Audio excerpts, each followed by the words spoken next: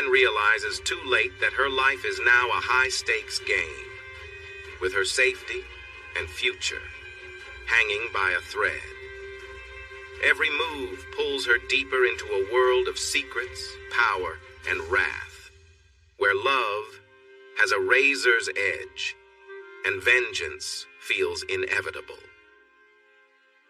The little girl was moving around on her lap, making it difficult to put her hair up in the French braid she loved. She had never seen a 5-year-old with so much hair. "Crystal Ann, stop this right now or we will be late for church. What is going on with you?" "Granny, Cousin Billy said you were a Yankee. Is that true?" "First of all, young lady, it's were, not was. Here comes Gramps. Why don't you ask him?" Gwen noticed someone standing in the doorway of her office with a strange look on her face. The woman was her husband's oldest friend, who had moved from Birmingham to Boston with him. Gwen never really liked her. Her name was Crystal Ann Montgomery, but everyone called her Dixie. She was short with a curvy figure, a redhead with green eyes. With her good looks and soft Southern accent, she had all the men at the office under her spell, even the married ones. All she had to do was suggest something, and it became the rule. She flirted a lot, but never crossed the line. She never dated anyone at the office, but was often seen with various eligible men. Strangely, she had never settled down. "Is there something I can help you with, Crystal Ann?" Gwen would never call her by her nickname. "I've been hearing things, bad things. I thought I should come by and see if it's true." Her green eyes were cold and unfriendly. Gwen felt anger rising. "What you hear is none of my concern. I'm sure you have better things to do." Crystal did not react to Gwen's tone. "Sorry, but when you married Hardy, you became my concern. Honestly, I've never liked you and don't care what happens to you. I tried to talk him out of marrying you, but love can be blind. And now you've hurt him, so I'm giving you a warning." She paused to gather her thoughts. "He's not the person you think he is.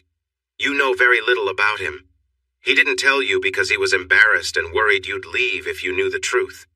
I'm telling you this for his sake, not yours. He follows the rule of an eye for an eye. When he finds out what you've done, you better stay away from him, or it could go badly for you. Just so you know, I'm not saying this to protect you, but him." Now Gwen was furious. First, she thought Crystal was wrong, and secondly, her life was none of her business.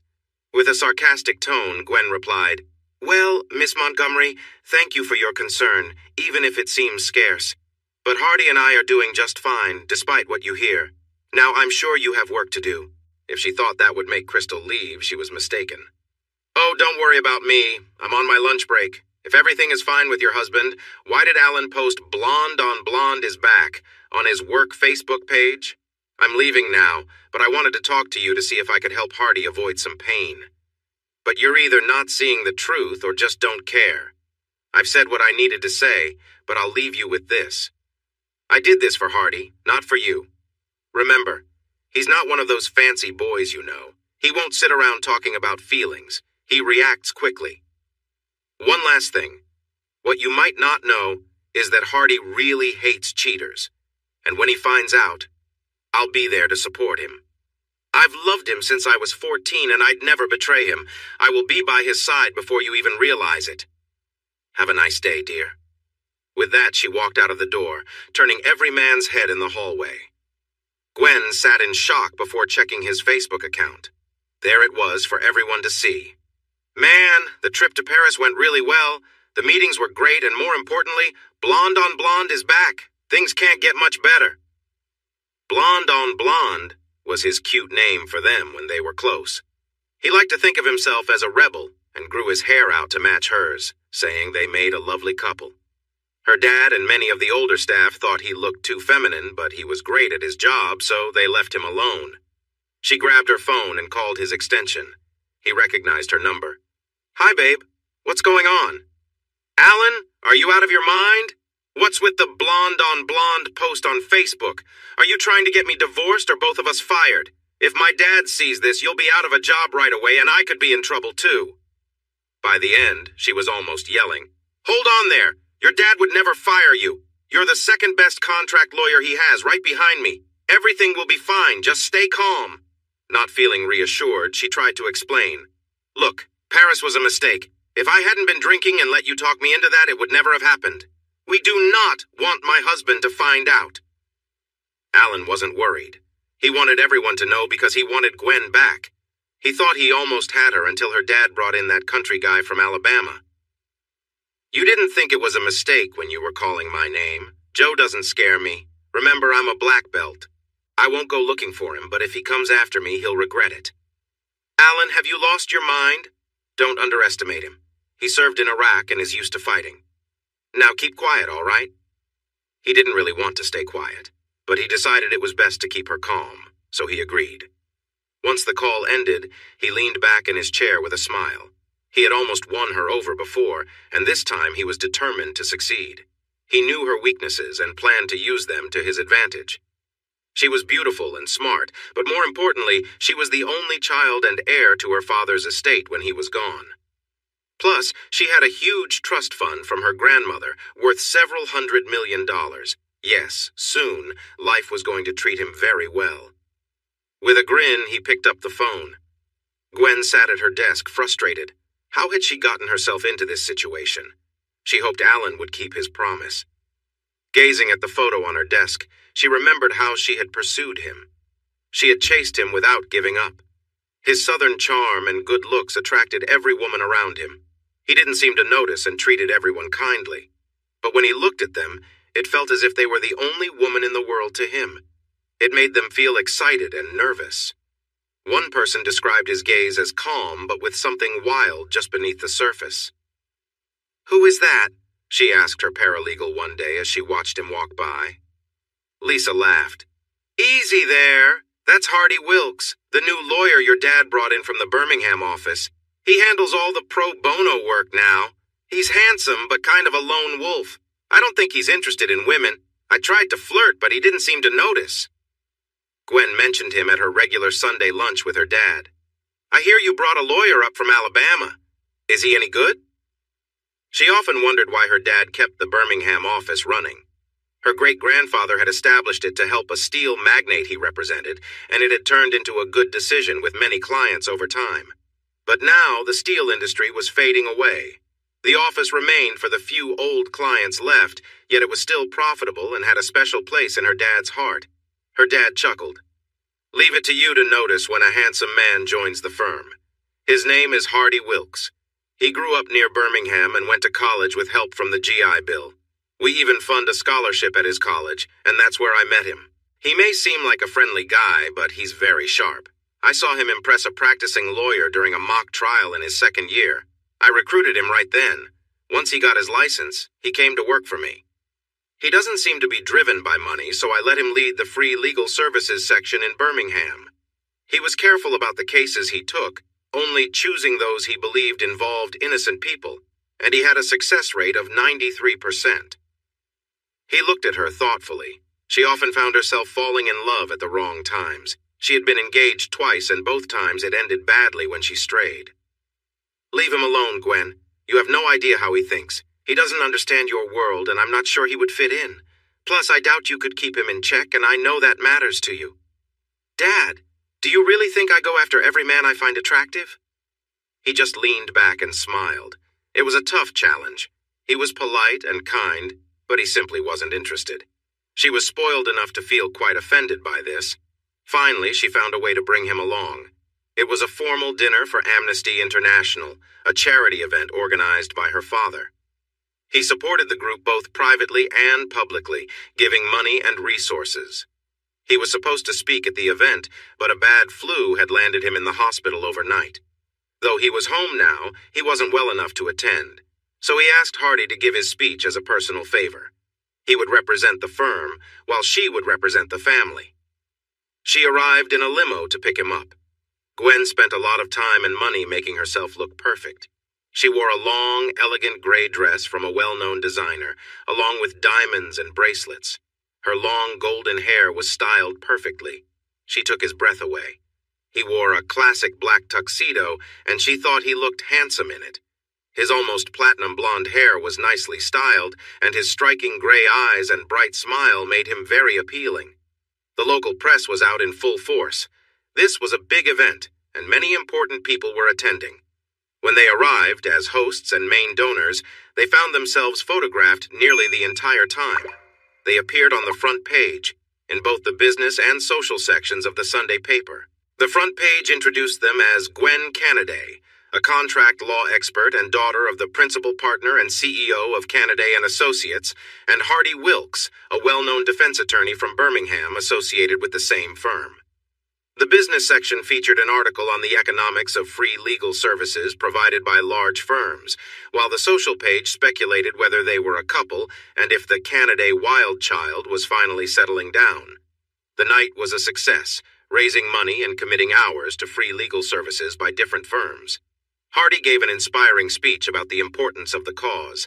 They mingled, with her holding onto his arm for comfort, saying it would keep trouble away. She was careful to behave well, but sometimes playful, with light touches and soft words. By the end of the night, she was more sober than usual, while he had enjoyed more wine than he usually did. The ride home was easy. She sat close, but didn't want to overwhelm him. She felt he might pull away if she got too close. Instead of dropping her off at her townhouse, he took her to her father's grand house. To her surprise, he agreed to have coffee before leaving. They talked for 45 minutes, shared a gentle kiss, and then he was gone. As he walked away, she hugged herself behind the door. It felt good to have that feeling again. After that, she checked on her father before heading to her old room. Her last thoughts before sleeping were of his smile. After that night, she found many reasons for him to join her at events. "Just business, you know," she would say. Soon they were officially dating. The courtship was tricky since she had to take the lead. He was very interested in her, but wouldn't make any moves. The first thing she did was end her relationship with Alan. He was smart and fun, and their time together had some exciting moments. They sometimes used things he called recreational substances, which made her uneasy afterward. More importantly, she didn't feel love for him. Alan didn't react well at first, but later came to terms with it and wished her well, saying he would be there for her if she needed someone. Her dad gave her a serious talk after he learned of her intentions. "Leave him alone, honey. He's a good man, and you could hurt him without even trying. He comes from a different background. His values and future plans might not match yours. You'll end up breaking his heart." "Oh, Daddy, don't worry. It's nothing serious. I won't hurt him. He probably won't remember me in 2 years. I like him. He's fun," she replied. At home, she thought about whether the name Gwen Canaday Wilkes would sound as nice to others as it did to her. As they grew more comfortable, he often explained why a long-term relationship wouldn't work. "I'm almost 10 years older than you. I rely on the good salary your dad gives me. I can't keep up with your world and don't really want to. I'm a simple guy. You seem much more complicated. I just want a peaceful life with a good woman and a few kids. I don't think you want that." She felt insulted and showed him a glimpse of her fierce side. "How would you know what I want? You've never asked. Maybe I want the same things. Maybe having money and power isn't as satisfying as the love of a good man. You'll never find out unless you give me a chance." "Sure, I like money and I'm used to it, but when I think of a man, that's not what matters to me. I have more money now than most people could earn in a lifetime, and that's not even counting what I'll inherit from my dad. But what I really want isn't about the money. It's about love." She took a deep breath and gently teased him. "Sorry, darling, but sometimes you can be a bit clueless. Are you sure you're really a lawyer? I hope your kisses are better than your arguments." So far, on their 6th date, all she had received was a soft goodnight kiss. She felt both emotionally and physically frustrated. Normally, it only took her 2 dates to get closer to a guy if she wanted. It seemed she had made an impression on him. She had never seen his eyes so focused. He looked intense. He held her firmly and kissed her with a lot of passion. At first, she was taken by surprise, but soon she got lost in the moment. She felt a mix of emotions, joy, desire, and love all at once. When their kiss finally ended, the only sound in the room was their heavy breathing. Suddenly, he stood up, quickly said goodnight, and walked out of her townhouse. By the time she collected herself and rushed to the door, he was already gone. She leaned against the doorframe and smiled. "Gotcha." Her father was not pleased at all. "Do not do this, Gwen. It will only lead to trouble. Please, Dad, be happy for me. I truly love him. Just think, In a few years, I'll give you the grandkids you've always wanted. Did you know he asked me for your hand? Who does that anymore? He's the best man I've ever met, Gwen. Seriously, he has a lot of potential. If you have even a little doubt, you should let him go. I'll hold on to him until the day I die. I promise you, Dad. She finally won him over on their 9th date. They were at an art benefit. To her surprise, he knew a lot about art. He admired Impressionists and old masters, but wasn't too fond of Surrealists and modern art. Pollock? Really? The man just threw paint on canvases. Even a monkey could do that. She loved The Scream for what she called its raw emotion, but she also enjoyed folk art and the works of the Wyeth family. Their playful argument attracted a small crowd, and soon several others joined in. One woman seemed much too friendly, and Gwen found herself unexpectedly defending her space. She tried to position herself between Hardy and the woman, but failed a few times. The woman was stunning, even if she was a bit older, and her fancy clothes and attitude were clear signs of wealth. Hardy noticed and playfully gave the woman more attention than Gwen liked. She confronted the woman in the restroom. "That Hardy is quite a handsome man. I'd love to see more of him." The other ladies chuckled, and one even joked that she heard his briefs were anything but brief. Gwen had finally reached her limit. "Please, back off. He's mine." She smiled sweetly, which only made her more upset. "You don't need to try to convince me, dear. You need to convince him." She stayed close to him for the rest of the night. "Why did you do that?" They were in the car, driving home. "Do what?" "You know what I mean. Flirt with that woman. Couldn't she tell you were with me? She seems too old for you anyway. I mean, she's like, what, in her 40s? That wasn't kind." "That woman, as you call her, is one of our clients. She has money from Birmingham. I helped her nephew with a small issue a few years ago. She was just teasing you to see your reaction. And she's 39, just a few years older than me. Besides," he grinned, "who says I belong to you?" This surprised her. "Well, I mean, honey, stick to contract law. You wouldn't stand a chance against me in a debate." She could see he was amused. She playfully hit his shoulder. "I'm starting to see how clever you are, and just so you know, you're mine because I say so, because that's what I want." She could feel him watching her in the dark. "Be careful what you wish for, little girl. It might turn out differently than you expect." She replied with determination. "I always get what I want, and if it's not exactly what I thought, I can adjust and make it better." His mood changed suddenly. He was smiling again. "Why, counselor, that sounds like a business proposal. Are you ready to discuss terms?" She smiled back. "Yes, I am. I can bring a very good offer to the table." They had arrived at her townhouse. As he got out to walk her to the door, she told the driver to leave. "Well," he said, watching the car drive away, "there goes my ride home. Don't worry, my dear, I'll get you home." As she turned to unlock her door, she whispered, "Eventually." She made a pot of coffee, which he loved. He was a coffee enthusiast, always trying different kinds. He had developed a taste for it during his time in Iraq, laughing that many returned with bad habits, but he was addicted to caffeine. She always kept some unique blends available. Excusing herself, she put on a short robe over her dress. When she came back, his eyes went straight to her legs. Knowing she had nice legs, she playfully moved around a bit before tucking them under her on the couch. He had prepared the coffee, and they sat together, enjoying the silence. "I think you owe me something for being mean to me tonight." He was surprised, pulled from his thoughts by her sudden words. "What do you think would be fair?" She moved closer, sitting right in front of him. "I think 10 kisses would be a good start. After that, we can talk." The first 2 kisses were soft and gentle, the next 2 a bit more insistent. She stepped back and took a breath. "I've never felt so warm during a discussion. I need to get a bit more comfortable." She let her robe fall open. He looked surprised, and then his expression changed as he looked at her with interest. As his hands began to explore, she let out a soft sigh. "This feels much better." After a few kisses, the robe was on the floor. He kissed her neck softly, going lower. She could sense his excitement. She leaned closer to him. "I think," she said, breathing a little heavily. "I think." Before she could finish, he kissed her again. He easily lifted her up and carried her into the bedroom. He set her down gently and she watched him as he took off his clothes. When he was done, she had a nice surprise. While his size wasn't the largest she had ever seen, it was quite impressive.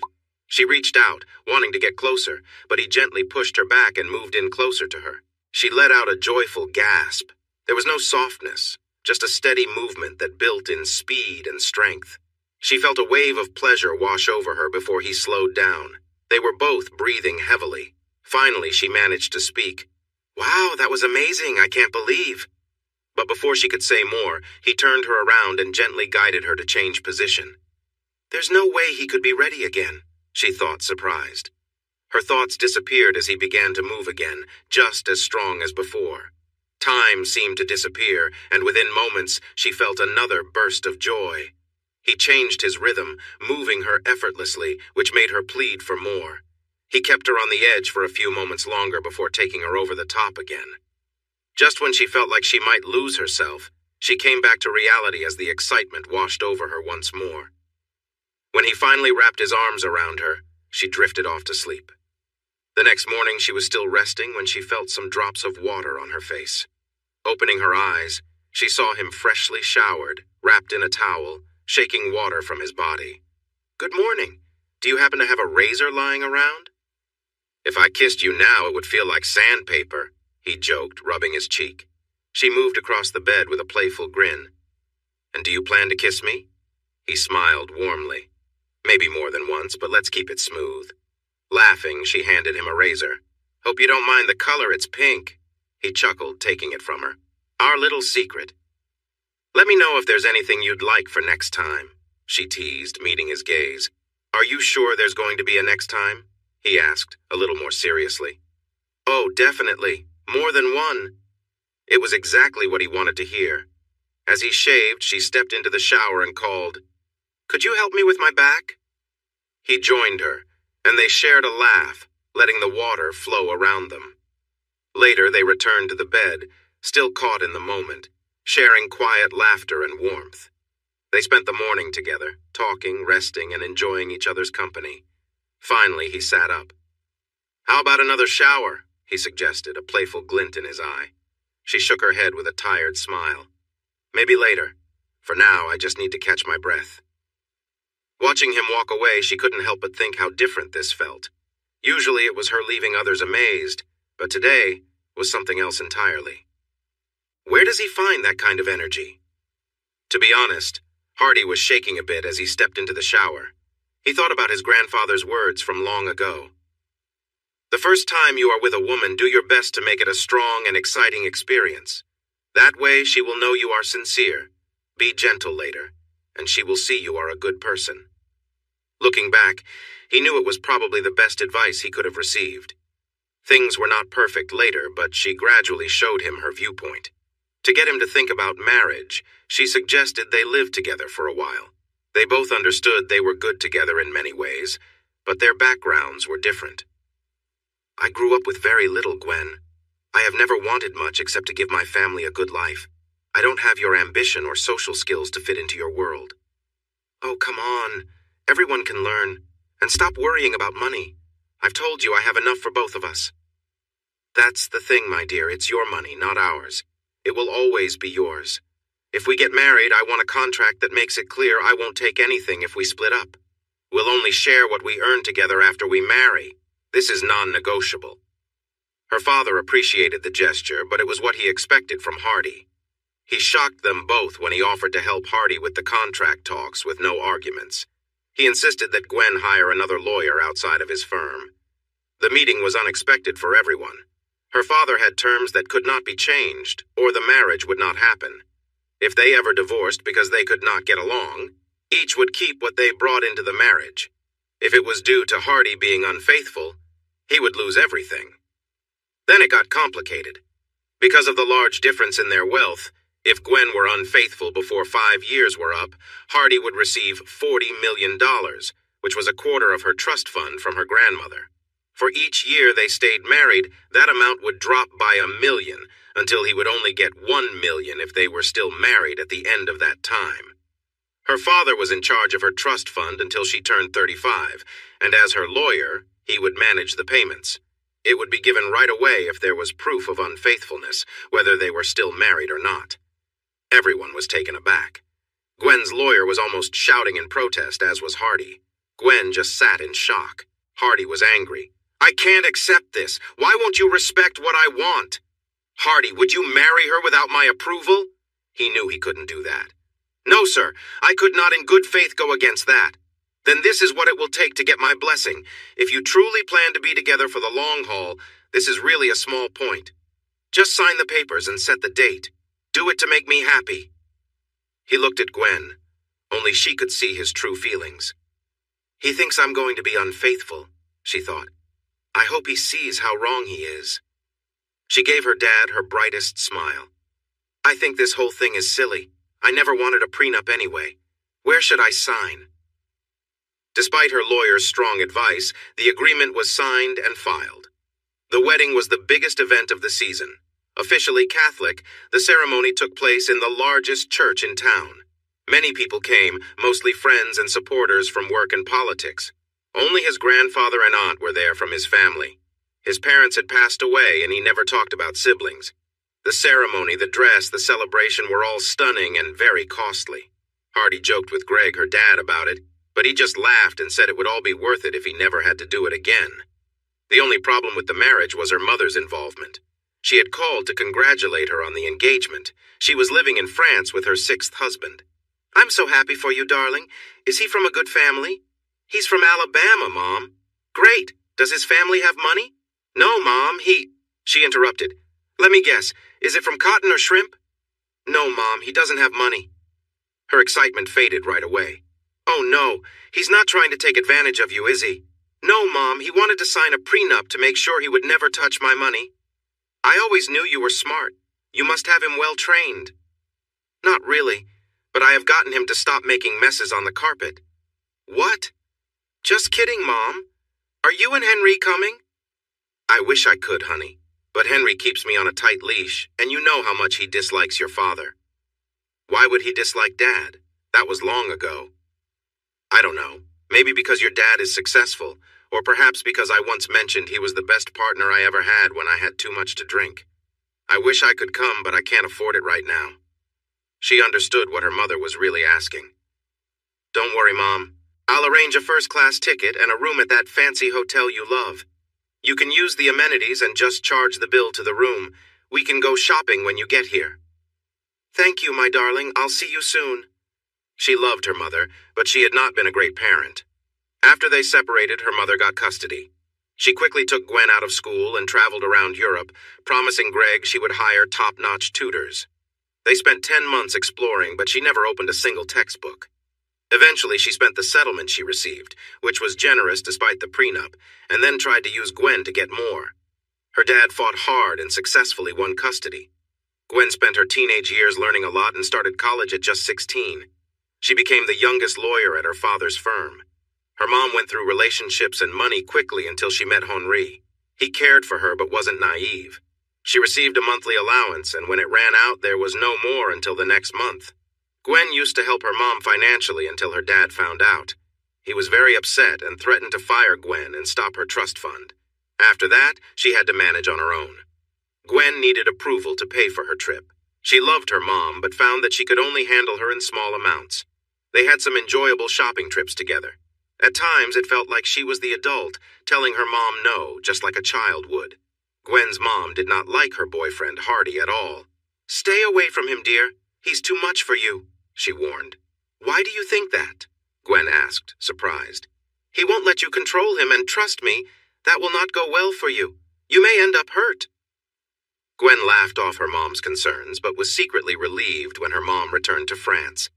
The honeymoon was a month-long cruise that her father paid for. The only issue was when she wanted to visit a nude beach, which he did not allow. They argued a bit, but he explained his view. "I'm a little traditional, you knew that when we got married. What you did before is your choice, but now I want to be the only one to see you. Please understand." Deep down, she didn't fully agree, but agreed to his wishes anyway. They moved into her townhouse, which she loved and was paid for. He liked it too, but reminded her that he wanted a bigger place with a yard when they had kids. The first year was wonderful. They enjoyed their time together and kept a strong bond, taking breaks only when she had to travel for work. Gwen worked as a contract lawyer specializing in international business, which involved a lot of travel. At first, she minimized her trips, but soon she was away at least twice a month. He joined her when possible but had his own job to handle. When she was home, many of her meetings happened at dinner, while he had to get up early for court. This made their home life a bit strained. Small issues began to feel much bigger. He wanted her to consider having children, as he was 36 and felt time was passing. "But I really love my job," she exclaimed during one of their talks. He was trying to be calm and explain his side as a trial lawyer.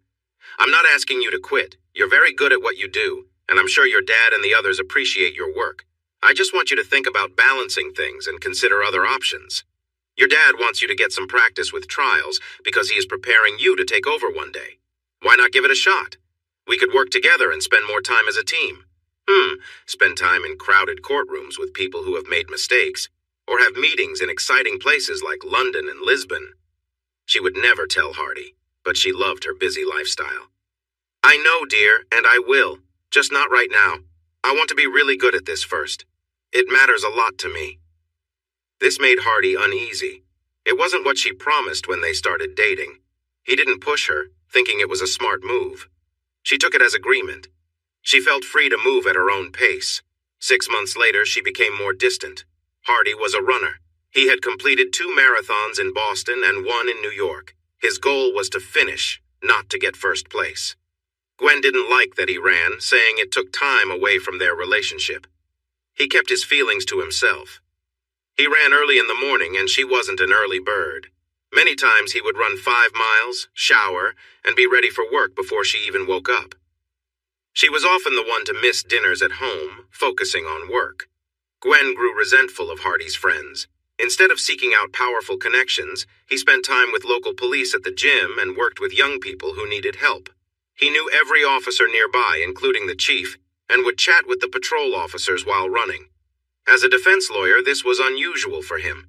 But he was honest and fair, always looking for the truth. People liked him until one day when he helped a patrolman who was in trouble with a suspect.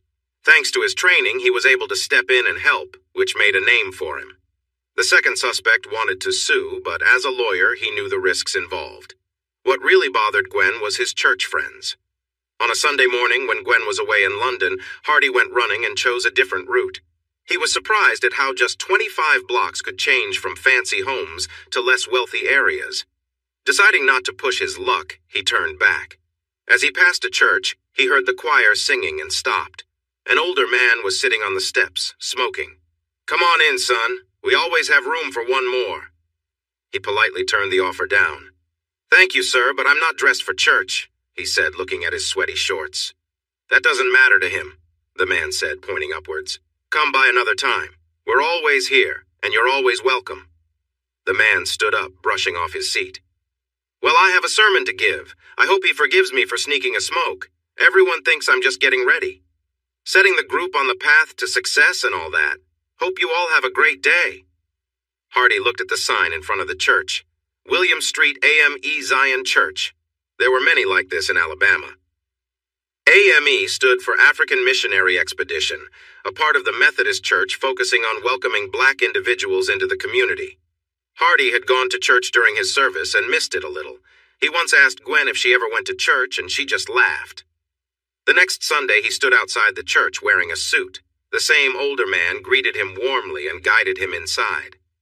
There was a brief moment of silence as everyone looked at him. Then people began approaching him, shaking his hand and welcoming him. The service was heartfelt, reminding him of the preachers from home. He visited his grandfather every couple of months. Gwen had never gone with him.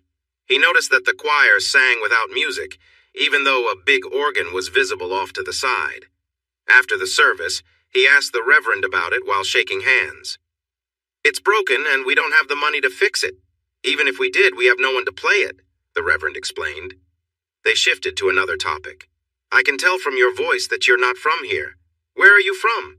"I doubt you have heard of it. Limestone County, Alabama, near the Tennessee border," Hardy replied. The reverend smiled wide.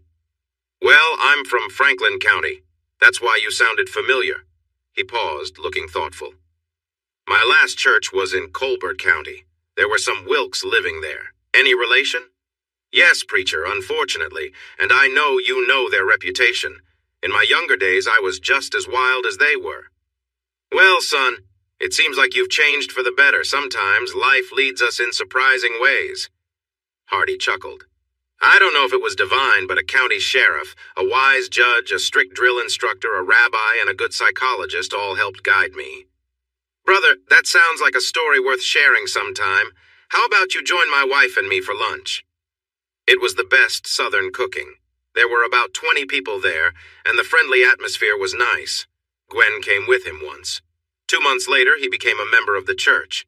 A week later, he had the organ repaired and surprised everyone by accompanying the choir. He learned to play while rehabilitating from injuries he received during service. Playing was part of his recovery. Gwen found it amusing until she returned from a trip and saw a teenager in the kitchen. She thought it was a break-in until Hardy came out of the home office. He had been helping the boy with his studies and took a break for some drinks. They had to cancel the 911 call and speak with the police officers who came to check. This was the standard procedure when someone calls 911. She felt better but was not happy with Hardy later. I appreciate what you do, Hardy, but do you have to bring others into our home? He looked at her tiredly. Don't you mean our home? Robbie is smart and motivated. He just hasn't had many chances. I'm helping him prepare for the SAT exam. If he does well, he has a good chance for a scholarship. She realized her mistake and tried to fix things. Yes, dear, it is our home, and I am proud of your efforts. It just surprised me. I'm tired. Can you take me to bed? He did, but it felt forced, like they were just going through the motions. Their love life had really faded. When they first got married, he would sneak up behind her and playfully surprise her. She would laugh and tell him to stop, but it was all in fun. 6 months ago, he tried it again, and she surprised him by breaking free and giving him a talk about being too rough. She didn't realize then, but that was the last time he tried. Gwen was working on the biggest merger in the firm's history. 2 large companies, one based in Boston and one in Paris. The details were complicated, and her team, along with Alan's team and their partners in Paris, were working over 70 hours a week to meet a deadline set by the government. She had only been home for 2 days in 3 weeks. They had dinner with her dad, who could see that things were tense. When he tried to lighten the mood by asking about grandchildren, things took a turn. Hardy answered without much emotion. You'll have to ask Gwen. We need to actually be in the same place for that to happen. Gwen felt embarrassed. She knew she had been neglecting him, but the merger was very important. Instead of calming the situation, she snapped back. That's not fair. I need to work hard to finish the merger on time. Many people are depending on this. It will be over in a month. Then we can return to normal. Hardy surprised her. Oh, I understand, honey. The needs of the many versus the needs of the few. Our work should always come first, and I'm sure we'll get our lives back, at least until the next big project comes along. We might get 2, maybe 3 days. I guess I should be thankful for those. Her face went pale. How could he downplay her work like that? Before she could respond, her dad interrupted. Gwen, no more talking. Anything you say now could hurt both of you. It's clear you have some issues to discuss. Go home and work them out. And Hardy, I don't appreciate the idea that I would let work get in the way of your marriage. They drove home in complete silence. Later, they sat on the couch together, side by side. They seemed miles apart, even when they were in the same room. Hardy felt bad. I'm sorry for hurting your feelings. I didn't mean to say anything in front of your dad. It just slipped out. But we really need to talk. Things lately aren't how we agreed when we got married. We've lost our spark, and honestly, it feels like you've been a bit embarrassed by me when we hang out with your friends. If you don't love me anymore, just say it, and we can move on. You're too amazing to be unhappy. It would break my heart, but I want you to be happy.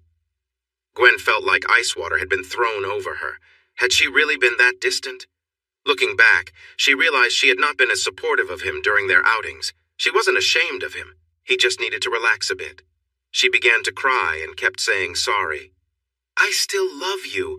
I'm proud of you. We will start our family soon. Just let me finish this merger, dear. We can go away for a bit and rekindle our love. Please. He held her close and whispered sweet words as she cried. He was glad she couldn't see the tears on his own face. He wanted to believe her with all his heart, but the logical side of him couldn't ignore the truth. They went to bed, holding each other close. The next morning he woke up feeling warm and pleasant, noticing she was very close to him. He lay back and enjoyed the moment, happy to feel that connection again. As she became more involved, he gently pulled her up. She looked at him with a familiar spark in her eyes. "Oh no, we're not done yet. Today we're taking an adventure. We'll start in France."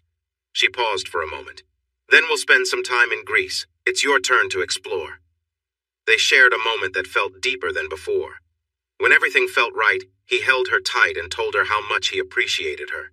They shared blissful moments together, enjoying each other's presence.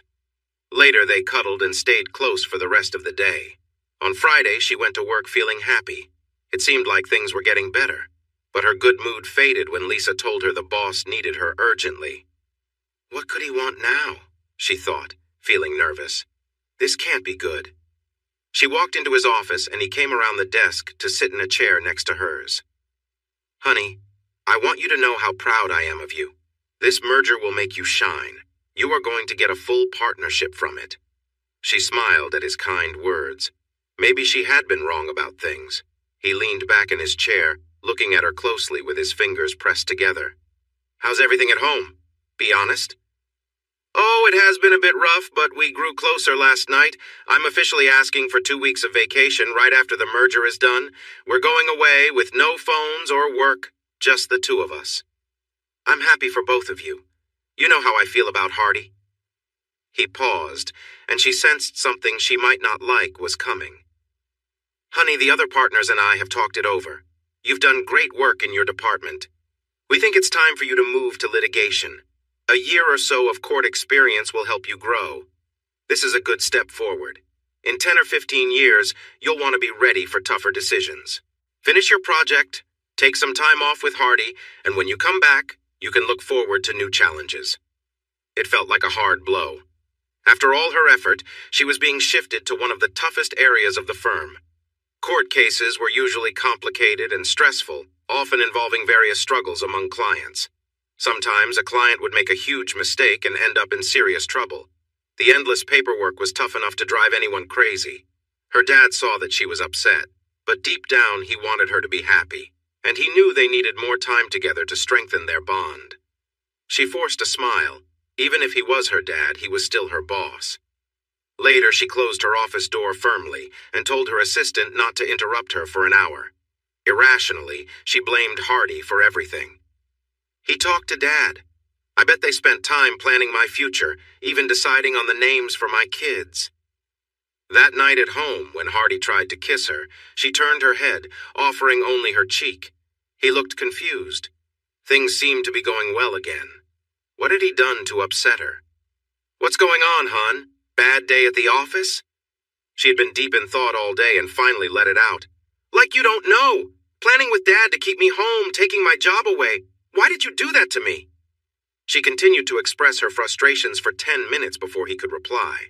Hardy had no idea what she was talking about. Her dad had made that choice without telling him, so he was completely unaware. It took some time to learn the details, and while he felt sorry for her, he was getting annoyed. I'm sorry. I didn't realize you disliked the idea of spending more time at home so much. I had no say in the decision, but I won't lie, I'm okay with it. We made promises, Gwen, and we had a plan. We talked about this endlessly. Now, I'm starting to think it was all just a lie, like a spoiled girl saying, I want, without caring about anyone else.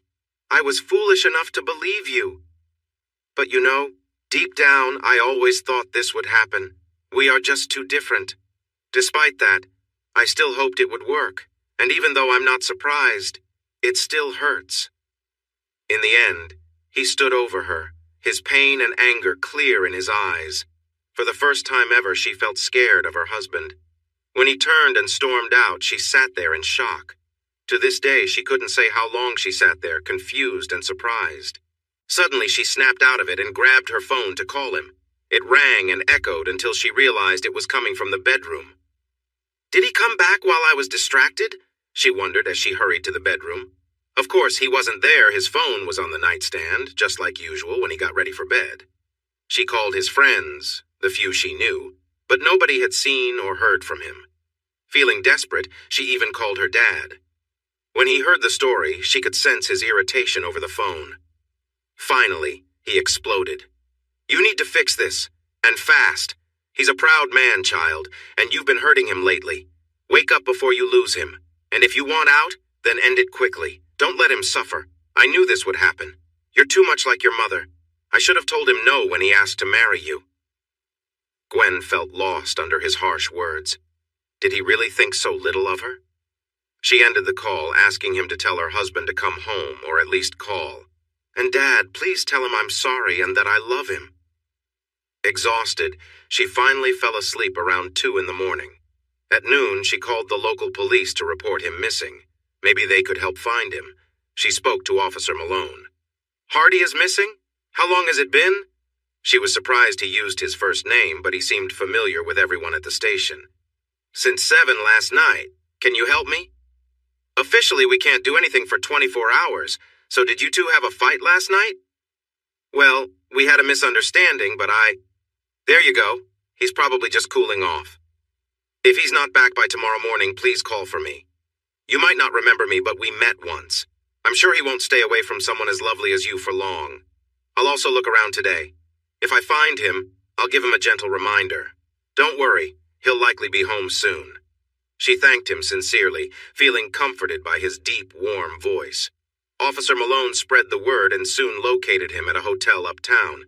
Hardy was surprised when he opened the door. "Tommy, what are you doing here? Is everything okay?" "No, my prideful friend, everything is not okay. Your lovely wife reported you missing. You should have heard her. She sounded very worried." "It's not my business, but I have come to care about you. If you hadn't been there that day, my youngest might not be here now. So, as a friend, please go home. If her father decides to act up, it could cause trouble for everyone." Hardy frowned. He had thought about going home, but his stubborn side, which he had tried to control for years, had now taken over. "So now the wealthy woman has Boston's finest doing her bidding. Tell me, Tommy, how did she persuade you? A donation to your charity?" Tommy struggled to respond. By the end, Hardy was standing directly in front of him, towering over his smaller frame. Those eyes. He had never seen eyes like that. Training kicked in, and he took a step back, instinctively touching his belt. "Please relax, Hardy. She only tried to file a missing person report. I came because I thought we were friends, and I wanted to help. Sorry, it's not my place. I'll give you space." He began to leave the room, keeping his focus on Hardy's intense gaze. Hardy's posture softened a bit. "I'm sorry, Tommy. I didn't mean to be rude. I really appreciate your help, but this situation is more complicated than it seems. Please tell my wife I'm willing to talk. I hope to be calmer by tomorrow, and I'll return by 1. We can chat then. And Tommy, thank you. It's nice to know I have friends." "You're welcome. I'll see you Thursday for basketball tryouts. I think we'll have you coaching the girls this year." That was the first time Hardy smiled that day. "Really? I can barely manage one girl, and now you want me to coach a bunch of 12 and 13-year-olds? Thanks a lot." Tommy smiled back. "Don't worry too much. By the second day, they'll all adore you. They would do anything for you if you asked. Good luck, my friend." As he walked away, he touched the rosary in his pocket and said a short prayer for him. It couldn't hurt. Gwen had not been sitting idle. After the initial shock faded, she gathered her thoughts and began making calls. She reached out to Crystal Ann, but Crystal just laughed and hung up. It had only been 10 days since their last chat, and she hoped she hadn't accidentally shared her slip-up with Alan. The past week had been tense since she had to work with Alan again. She remembered their earlier conversation clearly. She liked him, but what had happened was a mistake that she wouldn't repeat. He kept dropping hints, so she distanced herself, only talking when it was necessary for work. Thankfully, they only needed 1 more week to finish the project for their clients. Alan was nice to her, trying not to upset her again, but deep down he felt frustrated. Still, he knew patience was important for sealing the deal, and he was skilled at that. Soon, he learned about her situation. He was aware of how close she was with her assistant. That night, he called her before Officer Malone had a chance to. He chose his words carefully, trying to be kind while downplaying Hardy. "I'm sure he'll return soon. He just doesn't get our world the way we do. He's not as experienced. Once he calms down and thinks about the money and your charm, he'll be back." He had been saying these things for months, subtly criticizing Hardy by highlighting his background and lack of experience. He made her doubt her own worth and whether Hardy truly loved her or just the life they had. He had even managed to convince her to visit a beach in France where she could feel free, playing on her more adventurous side. Then he empathized with her for being with someone so reserved. Her worries loomed large now. She had never thought he might walk away from her. But then Officer Malone's call gave her some hope. She genuinely listened to his words. "I don't know what went wrong and I don't need to know. But it's clear he's hurting. Whose fault it is doesn't matter. You need to talk things through. Be open and caring when he asks questions. You're both lawyers, so forget the formalities and just speak honestly. And if things work out, consider naming your son Thomas Francis." For the first time in 2 days, she laughed and promised to share the name idea with Hardy. Grateful, she ended the call. She picked out her most elegant nightgown, aiming for a look that was graceful yet inviting. After applying her favorite perfume, she slipped on a silk robe, ready for Hardy while still looking composed. She found herself praying for the first time in ages, hoping she wouldn't mess this up. Feeling content, she had a light dinner, called her dad to share her optimism about tomorrow night, enjoyed a little scotch to relax, and drifted off to sleep. Meanwhile, Alan was deep in thought as he planned his next steps. Had just left after sharing a message that Gwen had sent. "It's 1 o'clock. I need to be there at 11. If I plan this well, he'll be gone by 1:15 for good, and I'll be there to comfort her. A little kindness, a little connection, and I'm back in the game." At 10:30, he stood at her door. She opened it right away, probably expecting someone else. She looked beautiful, in a lovely dress with her hair styled perfectly. She was clearly trying hard. "Alan, what are you doing here?" "I thought I would stop by to see if Hardy was still away. You know, offer some support, try to brighten your day." "Thanks, but he should be here soon. I believe everything will be fine." "That's wonderful," he said, trying to sound excited. "I brought a bottle of champagne to cheer you up. Let's celebrate instead." "I don't know, Alan. Hardy might not like it if he shows up early and sees you here. He doesn't know about Paris, right?"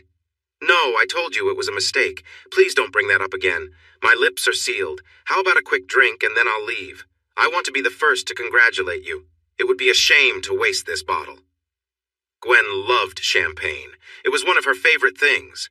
This was a special kind, hard to find. He had gone to great lengths to get it. "Well, maybe just one. Then you have to go. You're a true friend, Alan, thanks." He hugged her as the door closed. By 11, she was starting to feel the effects of the mixed drink he had given her. She leaned against him, having trouble speaking. "Come on, it's time to relax." Hardy barely slept. He missed Gwen a lot. Knowing she missed him enough to look for him made him feel better. Maybe, just maybe, things could turn around. He stopped by the church on his way home, hoping the pastor could help him. They talked for an hour. The pastor had taken some counseling courses over time, which were part of his job. The church approved, and many were even certified to help couples stay together. Deep down, he had his doubts about Hardy and Gwen. "I'm willing to help, but I'm not so sure about her. I don't really understand rich people very well." "Hardy, one important piece of advice in counseling is to ask, am I better off with her or without her? I've been praying for both of you since yesterday. I can't make the choice for you. Does she make you happy? Do you make her happy? Is there a way you can both promise to reignite your love for each other?" Tears filled Hardy's eyes. "I can't imagine life without her. I don't want that." "Then why wait? Go home to your wife, love each other. I'll tell the big man you won't be at services today. I'm sure he'll understand." The pastor held out his hand and Hardy shook it. "Thank you, Pastor. I'm not supposed to be here for another hour or so, but I'm going right now." He didn't run out of the church, but he walked very quickly. He arrived home by 11:20. Not seeing her there, he thought she might be out or still sleeping. He moved quietly to the bedroom. If she was asleep, he would let her rest and maybe slip in beside her. He began to open the door gently when he heard some loud noises from inside. No, this isn't right. No one should be in the bedroom but her. Not shy, he pushed the door open wider, making a loud noise as the handle hit the wall. What he witnessed shattered years of effort, training, and hope, All his hard work and the support from friends over the years fell away from him like a fading dream. In an instant, he turned back into the troubled person he once was. Alan was consumed by his desires, ignoring the soft protests around him.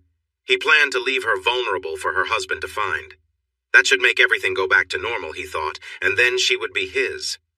He paused for a moment when the door swung open, then smiled. This was even more exciting. When he was finished, he figured he would teach him a lesson. He glanced over his shoulder. "Come on in here, boy. Watch what I can do." Those were the last clear words he would say for many weeks. Even through the haze of his choices, she thought his scream sounded like an angry animal. Alan may have been skilled, but when you're in such a situation, your options are very limited. Hardy grabbed his hair and pulled him away from Gwen in the bed. Alan ended up needing a neck brace for 2 months. Hardy still held him by the hair and began hitting him before he fell off the bed. In the end, Alan had a broken nose, a broken jaw, lost several teeth, broken ribs, and a broken arm. His eyes were bruised, and he had a torn ear. Oddly, he never once struck him below the belt. Gwen, regaining some awareness, shouted, trying to get Hardy to stop. He didn't hear her, and when she grabbed his arm, he thought he was being attacked and reacted out of anger, pushing her away. This caused a serious injury to her lip, requiring stitches, and she ended up needing dental work as well. She lost consciousness before she could react further. Hardy momentarily regained his senses when he saw her hit the headboard, and he paused. The only sounds in the room were his heavy breathing and the quiet cries around him. Feeling restless, he went to check on her. Satisfied that she was still breathing, he noticed a small pack of adhesive he had bought to fix a broken vase that had belonged to his mother. The vase was one of the few precious things he had left from her, and he kept it on his nightstand. She came home a bit tipsy one night and accidentally fell, breaking a piece of the hardwood floor. He didn't say anything. He simply cleaned it up and kept the pieces. He took some glue from his pocket, pulled her hair, and moved her across the floor. With the other hand, he grabbed his own hair, dragging them both through the house as if they were light. Their townhouse was on the ground floor, with a small patio out front, just big enough for a table and 2 chairs. It sat about 2 feet above the sidewalk and was surrounded by a low iron fence. Hardy liked to sit there during nice weather, greeting neighbors and reading the newspaper. Gwen rarely used it. With no free hands and fueled by anger, he kicked the front door, nearly taking it off its hinges, and pulled them both onto the patio. Thankfully, they were still unconscious, but they would wake up with sore heads and a few other aches. He propped them up against the back fence and tied their hair to it. Then he used the glue on their hair. Next, he did something inappropriate and unnatural so that her hand would stay attached to him. Feeling the need to leave, he walked down the street. People were around, but no one stopped him, even though they looked at the pair on the patio. It wasn't long before he started thinking clearly. He took out his cell phone and called for help. He didn't give his name, he just reported a disturbance at his home. After walking for a while, he reached the local police station. The first person he saw was Tommy. "Hey, Hardy, how did your talk go? Have you two made up yet?" Hardy didn't answer. Tommy, trained for many years, noticed the worry on Hardy's face, the stains on his clothes, and the way he stood. Gently, he asked, "What happened, my friend?" "It's really bad, Tommy. I found her with someone else. I lost control and hurt them both. I want to turn myself in." Tommy was shocked. He had never seen Hardy lose his temper before. He was usually the calmest person Tommy knew. At that moment, his radio buzzed with urgent messages for help. Tommy quickly made a decision, recalling how he had once saved Tommy's young son from serious trouble. "Stop! Don't say anything else. Get in the car." He opened the back door and Hardy got in silently. He wasn't arresting him yet. He just wanted to keep him where he could help. He called his captain, who notified the chief, who informed the commissioner. This situation could turn out badly for everyone involved. Tommy listened to his instructions and hung up the phone. He got into the car and drove across town. Hardy noticed and asked why they were leaving. Tommy sharply told him to be quiet, thinking it was because Hardy had not been told his rights. When they reached the gates of his father-in-law's mansion, Tommy's heart skipped a beat. "What are we doing here?" "Not a word, my boy. I'll be back soon." Leaving Hardy in the car, Tommy rang the doorbell and asked the housekeeper to get her boss. It was important police business. Greg came to the door looking confused. Mr. Kennedy, I need to speak with you urgently. Tommy looked at the housekeeper, signaling her to leave. Come inside. We can talk in my office. Once they were settled, Tommy got straight to the point. What can I do for you, officer? Malone? Sir, I'm from the 21st Precinct. Your daughter and son-in-law live there. Greg's expression changed to worry. Has something happened to my family? Are you aware that there have been some problems? Yes, my daughter called me. I believe they will work it out. Tommy sighed. I'm not so sure about that. He explained the events of the day. In touch with his captain, he learned that the daughter had minor injuries and was already in a private room. The son-in-law had several broken bones and a concussion, but he was not in immediate danger. Tommy spared Greg the details of how they were found. Greg turned pale, then straightened up, switching into his lawyer mode. Where's Hardy? I need to go to him. I'm his lawyer. First, I want to see my daughter and make sure she's okay. Have you informed him of his rights? Has he been questioned? No to both. He hasn't been charged yet, so it wasn't necessary. As for where he is, he's in the car outside. The chief wants you to call him before we go further. I'm here to help until then. Greg had the housekeeper take Tommy to the kitchen for some coffee while he made phone calls. The chief agreed to give Hardy into his care unofficially until charges could be filed. He also provided Officer Malone for a few days as support.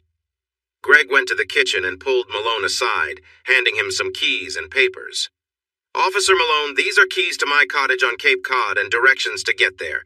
These are keys to my Lincoln. Someone will pick up your patrol car soon. Call the commissioner. He will explain everything. Keep Hardy there until we call, even if you need to ensure he stays put. I need to speak with him privately as his lawyer. They walked to the front of the house. Just before stepping outside, Greg put his hand on Malone's arm. Thank you so much for your help, but why would you do this? Mr. Kennedy, he's one of the good ones. He does his job well and keeps things fair without taking them personally. Many defense lawyers win cases by making police look bad, but not Hardy. He's a good person. He supports the Police Youth League with both money and his time. Most lawyers just give money and leave, but Hardy is always there with us. If he ever has kids, he'll be a wonderful dad. He knows how to get them to listen and behave because he respects them and expects the same in return. I have 2 more reasons for helping him. Last year, my youngest son was a new patrol officer working in a tough area. He made a mistake, thinking he was in control while trying to handcuff a suspect. The suspect's partner was ready to hit him when Hardy happened to pass by on his run. He stopped the man just in time. My son could have been hurt badly. The second reason is that you and I share some family ties, although they are very distant. My grandmother was a Kennedy, not the famous ones, but still family. My aunt looked into our family history as a hobby. Did you know that when our ancestors came from Ireland, the workers at Ellis Island weren't always the brightest? Some could hardly spell. Some of our relatives were recorded as Kennedy, while others were listed as Cannaday, but they all belonged to the same family. You're a 5th-generation lawyer, and I'm a 5th-generation police officer. Our families have been connected for over 100 years. I learned from a young age that family takes care of each other. Greg felt overwhelmed. He had thought his family name was fading away. He reached out and Malone shook his hand. Thank you, cousin. As long as my firm is around, your family will never pay another legal fee. Family must stick together. Now excuse me while I speak to my son-in-law. He opened the car door. Get out! Hardy got out of the car slowly, avoiding eye contact. Greg began at once. Malone told me what happened. It was terrible what was done to you, and I can understand your anger towards that person, even if I can't agree with your actions. But was hurting Gwen really necessary? You could have just walked away.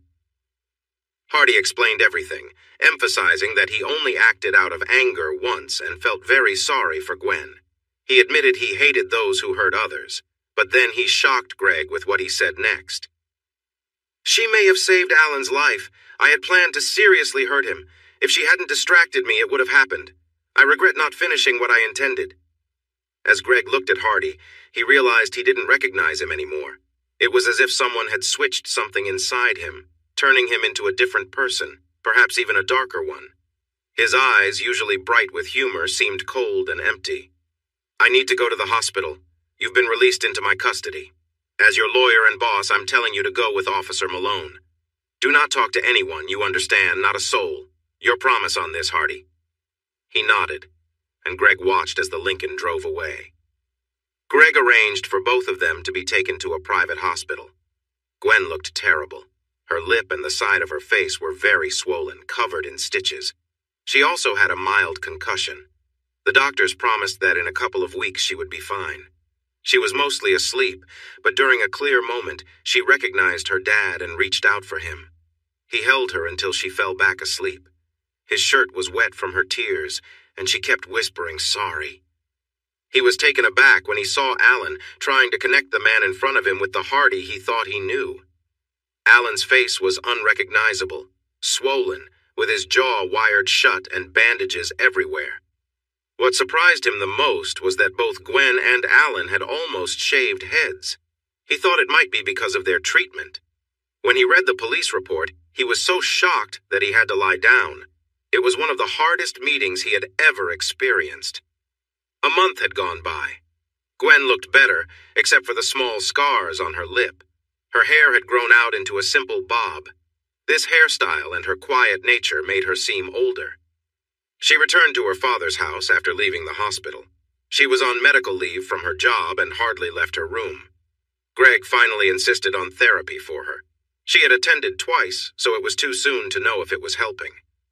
Alan still looked rough, with bruises healing on his face. His jaw was still wired shut, and would be for a few more weeks. His buzz cut made him look very different. Trying to keep his feelings in check, Greg spoke. "All right, you two, here's what will happen. We'll start with you, Alan. Here are your options. First, you can resign, and you won't get a reference from me. If you choose this, I'll pay for your surgery and give you $200,000. You will move far away. I suggest somewhere west of the Mississippi. I hear California has good doctors. You will sign a paper saying Hardy has no more responsibility for your medical bills. I've already paid them anyway. You will not press charges for the assault, and you will never contact him, my daughter, or this firm again." Alan shook his head, clearly considering a lawsuit and wanting to get back at Greg. Greg watched him closely for a moment. "All right, option 2. I can have you charged with assaulting my daughter and drug offenses. Your fingerprints were the only ones on the champagne bottle. Do you know how popular lawyers are in jail? You might find yourself in a tough spot very quickly. You'll also lose your license to practice law, even if you win the assault case because of the drug charges." Gwen had already said she would testify. "You're probably going to have a criminal record, and a low-paying job will be your future. The Boston Police Department is really after you because of your past. You shouldn't have been so difficult when you worked in defense. If you go even a little over the speed limit, you'll get a ticket. If you make a loud noise in public, they'll find a way to charge you. If you have even one drink at a bar, you'll face trouble. They know about your issues with drugs, so they will likely search your home, car, and you regularly. All I have to do is call the commissioner and say the word. All things considered, moving to California might be your best choice. In other words, I'll use my money and connections to make your life as hard as I can, and I'll do it happily. You shouldn't have messed with my family." He picked up the phone. "So nod yes right now, or the trouble starts." Alan felt hopeless and knew he was trapped. He was actually crying when he nodded yes. Greg smiled for the first time. "Good. Now before you leave, my daughter wants to say something to you. When she's done, I expect to hear that you're on a plane to the west within 24 hours. If not, I will make calls." Gwen stood in front of him, but he wouldn't look up. She grabbed his ear. He wanted to scream, but couldn't. "Look at me. I lost the man I cared about because of you. I always wanted to say this. Without the drugs, your skills in love are not great. I hope you have a hard life, and all that you've done comes back to haunt you." She let go and slapped him hard. The pain was intense. He hurried out of the office. The paperwork, including a payment, was waiting for him at the security desk. After he left, they sat quietly for a moment. Greg had his head buried in his hands. Gwen couldn't take the silence anymore. She had heard enough of that in the past weeks. "Thank you, Dad. Can you please get Hardy to talk to me?" It pained him to tell her, but she needed to know the truth. "Gwen, he's gone. He returned to Alabama 3 weeks ago. He isn't coming back. I barely got him to stay with the firm." Tears filled her eyes instantly. She tried to speak but couldn't manage through her sobs. I'm sorry, it gets worse. He filed for divorce before he left. I tried to change his mind, and the reasons he gave, he claimed it was because of betrayal. Gwen fainted. Greg sent her home and called a doctor. The doctor gave her medication and advised Greg to keep an eye on her for the next few days. 3 weeks went by. He sat with her in the dining room. She hadn't said much all this time except to ask him to find her a strong divorce lawyer. She wanted to fight the divorce, but he said no.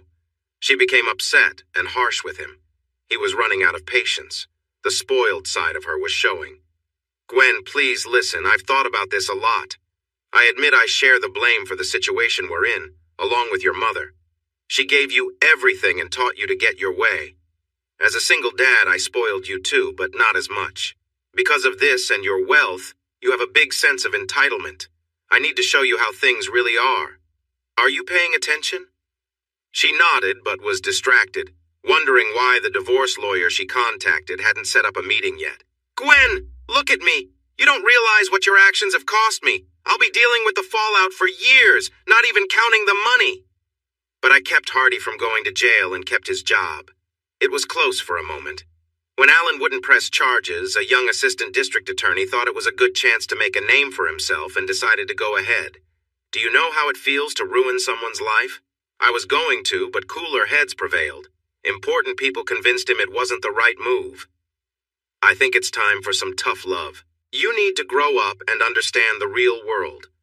I'm sorry, but you no longer work for the firm. The recent scandal has caused too many problems. Clients want to work with someone who can handle their own affairs. So you're out of a job. I have no choice. Her jaw dropped. What did he just say? It gets worse, Gwen. You've been putting most of your salary into stock options and only keeping a small amount in your checking account. You've always had your trust fund, and I let you use it whenever you wanted something. Starting today, you can't access your trust fund anymore. Your stock options are locked in and you can't cash them out. Your grandmother was clever. She put a clause in the trust that says if you show bad judgment, the release of the fund can be delayed until your 50th birthday. She was worried you might follow in your mother's footsteps, and don't think about the townhouse. It belongs to the trust. So now you're out of a job without a place to live and low on money. Here's what will happen. You can refuse, but it will be tough to find work anywhere nearby. And yes, I've made it difficult for you. If you accept what I'm offering and behave yourself, you can come back to the firm in a year. By then, someone else will have made a mistake big enough to take the attention off you. I'll even pay for a good therapist if you can find one where you're going. He handed her some papers. Congratulations, you are now officially the newest Assistant District Attorney of Franklin County, Alabama. You start next week. Your annual salary is $38,000. I'm a college friend of the district attorney and he helped me out.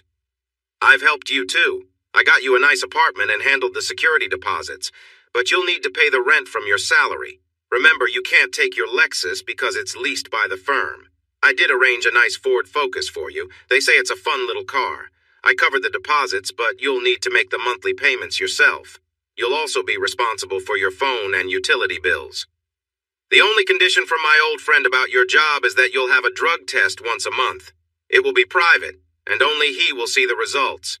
I guess someone told him about your recent issue. If you fail once, you're out of a job and I won't be able to help you. Just stay clean, do a good job, and show that you can take care of yourself, and I'll welcome you back. If you don't, you better hope they have openings in Iowa or North Dakota. Oh, and you can't fly. You can't afford it. You'll be taking the train. You're only allowed 3 bags, so pack wisely. You can refuse if you want, but if you do, be out by tomorrow. I mean it. He stood up from the table, leaving her stunned. He paused at the door. One more thing. Hardy is running an office for me 2 counties over. You shouldn't have any work-related interactions, but if you do, be on your best behavior. Oh, I forgot to mention, you'll be practicing under your maiden name. Hardy has it in the divorce papers that you need to give up his name, so you might as well start getting used to it. He walked out, leaving her with tears of hopelessness running down her cheeks. She got off the train, tired and unhappy after a long journey. The heat and humidity felt overwhelming. Who would choose to live here? She thought as she pulled her bags behind her. No one offered to help. So much for the southern hospitality you hear about in stories. Maybe Hardy spread the word. Thinking of him brought a quick sting of pain. Yes, what happened was her fault, but he should have fought for her. She hadn't seen him since that morning. She had begged her father and Crystal Ann to help. Crystal just laughed a little before showing sympathy. "Girl, he's gone. He isn't coming back. I told you what would happen if he caught you, but you went ahead anyway. Again. And now he knows about Paris, thanks to Alan's email. Consider it a lesson learned." "You know what really frustrates me? I've known him for nearly 20 years, and you were the first person I saw him truly care for. I can't tell you how jealous I felt. I really didn't like you, but he was happy, so I tried to accept it. Now that you've hurt him, he'll be even more careful and less trusting. He might never love again. I'm going to help him. I'll take care of him and give him everything he needs. Basically, I'm going to do my best to win his heart." Gwen felt a rush of pain, which quickly turned into anger. "Good luck with that. He's in Alabama and you're here.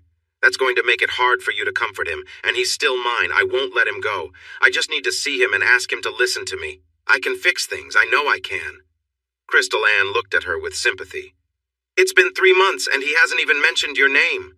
The closest he came was calling you something unkind. Just give up and let him find some peace. This is my last week here. I'm going to work for him in Alabama. He'll forget you if I have to make it my mission. Goodbye, Gwen. If you find someone new, treat him better than you did Hardy." Gwen felt like she might explode with anger until she heard her father's voice. He took her arm and led her away, wishing Crystal Ann good luck with her new job and offering to help her if things didn't work out. Once they were in his office, she lost her temper. "Daddy, you need to let her go. She's going there to try to win over my husband. How can you wish her well?" Her outburst didn't seem to bother him. He pointed to a chair and told her to sit down. "Gwen, I wished her well because she's a good person and a valuable worker. What she does with your soon-to-be ex-husband isn't my concern. I don't mean to hurt your feelings, but I think she could make him very happy, and maybe even give him the family he wanted so much with you. The truth is, you let him go. Don't get angry if someone else gives him what he needs." Tears started to flow down her cheeks again. It had been months, and she still felt terrible. Maybe she really did love him. For the first time, her father felt a twinge of guilt for how things had turned out. But he shook it off and focused on the topic at hand. "You're leaving for Birmingham at the end of the week. Are you ready?" She nodded, still shocked that he was making her do this. "As ready as I can be. Please, Daddy, let me stay. Find me a job somewhere else. I won't bring shame on you." "Gwen, I don't think you could embarrass me more than you already have. I tried to keep it quiet, but the story was too big not to share. Trouble, betrayal, all we needed was a band to complete the picture. Your name is spoken poorly around here, and it will be for a while. Finish your year, gain some experience, and maybe grow up a little. When the time is right, you can come back home." Gwen stopped crying. "Daddy, I'll do it.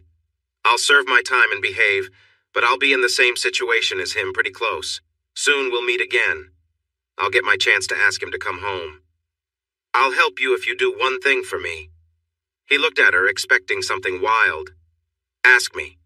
But if I don't like it, I'll say no, and you'll be out of luck anyway." To his surprise, she knelt down, something he had never seen her do. "I'm asking, Daddy. Please help me find a lawyer to fight for my marriage. I have some money saved up, enough to pay for it. All I want is a chance to talk to him. You've spread the word. No one will speak to me since they learned who I am. Please, Daddy, please." He had never seen her like this. Maybe there was a chance for her to change. He thought for a moment. She stayed on her knees, her face showing hope and despair. "All right, I'll get Ivan. But if you make a scene, we'll all regret it. Promise me you'll behave." She started to cry again. Between her tears, she promised everything he wanted to hear. Looking into her eyes, he believed she meant it. Ivan Asimov was one of the best divorce lawyers in the state. What made him different was that he always preferred talking things out rather than fighting. He was the lawyer you went to when you didn't truly want to end your marriage. She had seen him twice before leaving. He had asked her many questions, and when she was done, he honestly told her it didn't look good, but he would do his best. Saying a little prayer for his help, she returned to her tasks, carrying her bags. She was so focused on her work that she didn't see the man come up to her. "Ms. Cannaday, right?" She looked up. He was tall, a bit hunched, wearing a wrinkled suit. He was balding with a bit of a belly, looking like a typical office manager. He extended his hand. "I'm Paul DuPont, the district attorney for Jefferson County. I promised your father I would meet you and help you settle in. Let me take those bags." Before she could respond, he grabbed her two biggest bags and started walking. "He's stronger than he looks," she thought as she followed him. Her bags were heavy. When you pack your life into 3 bags, you learn to make every inch count. After placing the bags in the trunk of his large Ford, he opened the door for her. As she got in, he turned the air conditioner up. "Sorry about the heat. You're visiting during the hottest summer we've had in 60 years. You'll get used to it." Not likely, she thought, glancing out the window at the dry, brown grass and trees. She didn't say much, but it didn't matter because he seemed to enjoy talking. "As I live and breathe, I never thought I would have the daughter of Greg Cannaday working with me. You never really know what to expect. How is he? Still playing pranks like he did in college? I remember when he took a piece of clothing from our ethics teacher to make a project for history class. She wasn't too pleased about it. He tried to explain it as needing good materials, but she didn't believe him. He had to do a lot of extra work to make up for that. She made sure he had to join her at a school event, and he was quite anxious about it. Pranks? Taking clothes? This was a side of her dad she had never seen before. He noticed her reaction. "Well, we were young back then. We all grow up." They drove in quiet for a while. He pulled into the Ford dealership and she looked at him. "We're here to pick up your car. Then I'll take you to your apartment to get the keys. Later, I'll show you around the office and introduce you to some of your co-workers." He looked at her for a moment and she felt the strength in him. "Before we get out, I need to discuss a few things. Your dad told me about how you got here. I'll be checking your drug test results. If there's any sign of anything stronger than beer, you're out. No questions asked. Just do your job well, keep your head down, and this year will go by fast. Most of my staff are married. If I suspect anything unprofessional, you'll be leaving the same day. What you do outside of work is your business, but remember, don't mix personal matters with work. Understand?" At first, she was angry at his lecture, but then she calmed down. She realized that her current situation was partly her fault, and he had a point. "Mr. DuPont, I promise to give my best effort here, and as for personal matters, all I want is to get my husband back so I won't engage with anyone else." He studied her and nodded. "I'll hold you to that. Believe it or not, I know your husband. To be honest, I doubt you'll see him again. He has a reputation for not being kind, and I've seen it myself. Truly, I'm surprised you're safe." She must have looked shocked. "What on earth do you mean? My husband is the kindest person I know. His name is Hardy, not that other name." He looked at her with sympathy. "Here's some advice. Don't tell anyone who your husband is. There are still those who think poorly of him. He earned that bad reputation early on. He was involved in many troubles growing up and had some close calls. He ended up in trouble, but good lawyers helped him out. I finally had enough evidence against him, but the local sheriff and the judge, who was his father-in-law, helped him join the military in exchange for a clean record. I always wondered what he had over them. But he's back now, and I'm patient. Sooner or later he'll show his true self again, and I'll be ready for him. Just keep quiet about him. There are still many people who dislike him and even more who fear him. They might try to use you to their advantage." The car was quiet for a few moments. "I'm struggling to understand the man I know compared to what you've told me. He cares about people, especially children. I've never heard him be rude to anyone. Check the records when you can, but be careful. He ran a group of troublemakers called the Redneck Mafia. People were more afraid of him than they were of us. He was so feared that if he set fire to the back of someone's house and challenged them to come out, most would think it was safer to stay inside the burning house. I hope you're right, that he has really changed, but I'll hold off on my judgment until I learn more. Now let's get your car." After a few minutes of signing documents, she got her car. It was a shiny red Ford Focus. It was nice, but much smaller than her Lexus at home. The apartment was 2 bedrooms, small but brand new. It looked to be in a nice neighborhood. The offices were small and cluttered since space was limited. She was introduced around and left with Karen Thomas, a senior assistant district attorney. "This is it, dear. What you see is what you get. There's hardly any privacy and very little time for each case, so you need to think quickly. We share staff here. No one has a personal assistant, so you'll need to handle many tasks yourself. Most of the cases are straightforward. They did something wrong and were foolish enough to get caught. Most of the time, they settle and it doesn't go to trial. Paul and I take on the tougher cases. The economy is affecting everyone, increasing crime and reducing our resources. Don't worry. We'll start you off gently until you get used to things. After that, it's up to you. Here's my card. If you need help or just want to chat, call me after 6. I'll be happy to assist.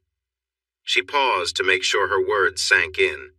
Once satisfied and finding them alone in her small office, she continued, Paul and I are the only ones who know who you were married to. I know he warned you, and you're aware he holds some resentment. I didn't know about his past, but I faced him several times in court. If his instincts in court are as sharp outside of it, he could be very dangerous. People usually don't change, but in your case, he might have tried to hide his true self. Your actions may have peeled away some of his cover, revealing who he really is. Be careful if you find yourself near him. Things could go wrong. Gwen glanced at her friend's serious expression and realized she had no clue who she had married. Hardy leaned back in his office chair, looking out of the window. The thermometer read 103 degrees. It was another hot day. His time in Boston had made him softer, and he was struggling with the heat. He knew that over time, he would get used to it again. Still, he made sure to go for his runs early in the morning when it was cool. As he looked at the email on his screen, his frown deepened. He had left the military long ago. Why were they calling him back? The email was full of military jargon, but the main point was clear. He needed to see Major Stein, his old doctor, for a follow-up visit. It was just routine, or so they said, but it was mandatory. If he refused, someone from CID would come for him, with orders to take him in. He replied to confirm he would be at Fort Stewart, Georgia, the following week. He realized it might be good for him to talk to the major. The man probably understood more about him than anyone else.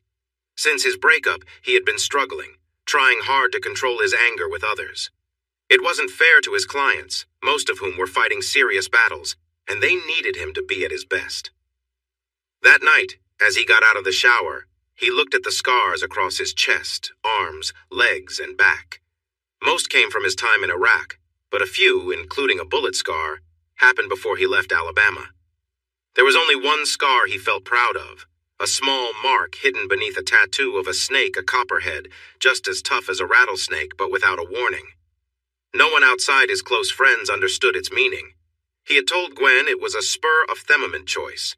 When she suggested he remove it, he told her it was a reminder to think carefully before acting. In his office, Major Stein reviewed his notes on Hardy Wilkes. He didn't need to look too closely. He could remember every detail. Hardy had always caught his interest. He was above average in intelligence and size, and his good humor helped him make friends easily. But as Stein got to know him better, he realized he was dealing with someone unpredictable. Hardy had initially thrived in military life, enjoying the discipline it offered. The first signs of difficulty appeared in his 7th week of boot camp. The drill instructor shared the story, saying Hardy reacted strongly when someone insulted his mother. In the South, that was a big deal. "He caught me off guard, Major. He seemed like just another friendly Southern guy," the instructor explained. In every group of recruits, there's always one who believes they are smarter and tougher than everyone else. He was the one I needed to challenge to get the others to follow. At first, I looked past him, focusing on the troublemakers and the ones who spoke too loudly. But soon I noticed him. He never talked back or disobeyed, but there was a spark in his eye that said, "I'm doing this because I want to, not because you can make me." I decided to change that. I gave him all the tough jobs and made him work harder than anyone else. He did everything I asked with a silly smile as if he found it amusing. It was driving me mad. Then I did something I hadn't done in years. I set up a scene where I was being tough on him in front of the others. I teased him and asked if he was afraid of me. That smile was back. "No, sir. I respect you, but I don't fear you." I felt like I was losing my grip. I told him and the other recruits to meet for a special duty 1 hour after dinner, without their shirts. When he arrived, I was there with 2 other instructors, also without our shirts. "All right," I said. "There's no rank here, and no one will report this. If anyone thinks they can take me on, step forward. None did, so I began to tease a few others until I got to Wilkes. Come on up. Let's see what someone unafraid can do. He just laughed. He actually laughed. Then he said that since there was no rank, he could call me a fool and walk away. Just like that, I had lost control. As he started to walk away, I yelled after him, "Leave, coward! I bet your mother would be proud of the weakling she raised." Finally, I got a reaction. He turned around, his eyes blazing. "My mother didn't raise me. She passed away when I was young. Didn't anyone teach you to respect the dead?" I knew I had hit a nerve. I started saying bad things about his mother. I wanted to say something about his father, too, but I figured he probably didn't know who he was. I could see my words were getting to him. He seemed really angry, and just as I prepared for him to rush at me, he smiled again. Then he calmly walked up close, looked me right in the eye. I'll never forget what he said. "If you want to send a message to someone before this starts, now's the time. In about 30 seconds, I'm going to start hitting you, and I won't stop." Now, I've been in tough situations before, and I had trained others in close combat, so I know how to fight. But there was no doubt in my mind that if the other instructors and recruits hadn't been there, I would have been in serious trouble. I managed to land a few good hits, but he had skills I never expected, and he didn't stop, even when I did. It took 7 people to pull him off me. I lost 2 teeth, had 7 broken ribs, a cracked femur, and 2 broken toes. Goodness, Doc, he even bit me. I needed 4 stitches to close it up. He broke the nose of one drill instructor and managed to hit the other a few times before the recruits held him down by laying on top of him. The other drill instructor got us to the infirmary. The recruits said they had to keep him down for 45 minutes before he calmed down. Of course, everything got chaotic after that. You can't hide that many injuries, and word spread quickly. He would have been kicked out, and I would have been sent home, but he stepped up and told the commanding officer it was just an advanced training exercise for the recruits that got a bit out of control. He knew it was not true, but it worked, so he went along with it. He also made sure Hardy was sent to long-range recon school, which is known to be very tough. I don't know what happened to him after that. The major knew. Hardy was at the top of his class in recon training, went on 1 tour in Iraq, earning 2 Purple Hearts and facing 3 reprimands. After a year training others back home, he went back to active duty. He was in the middle of his 2nd tour when the incident occurred. He remembered the reports, including the interview with the lieutenant in charge. "We were trapped in a small valley and never saw it coming. The enemy was positioned on a hill and had a clear shot. We had only a small opening to move. I had already lost 2 men and 3 were injured.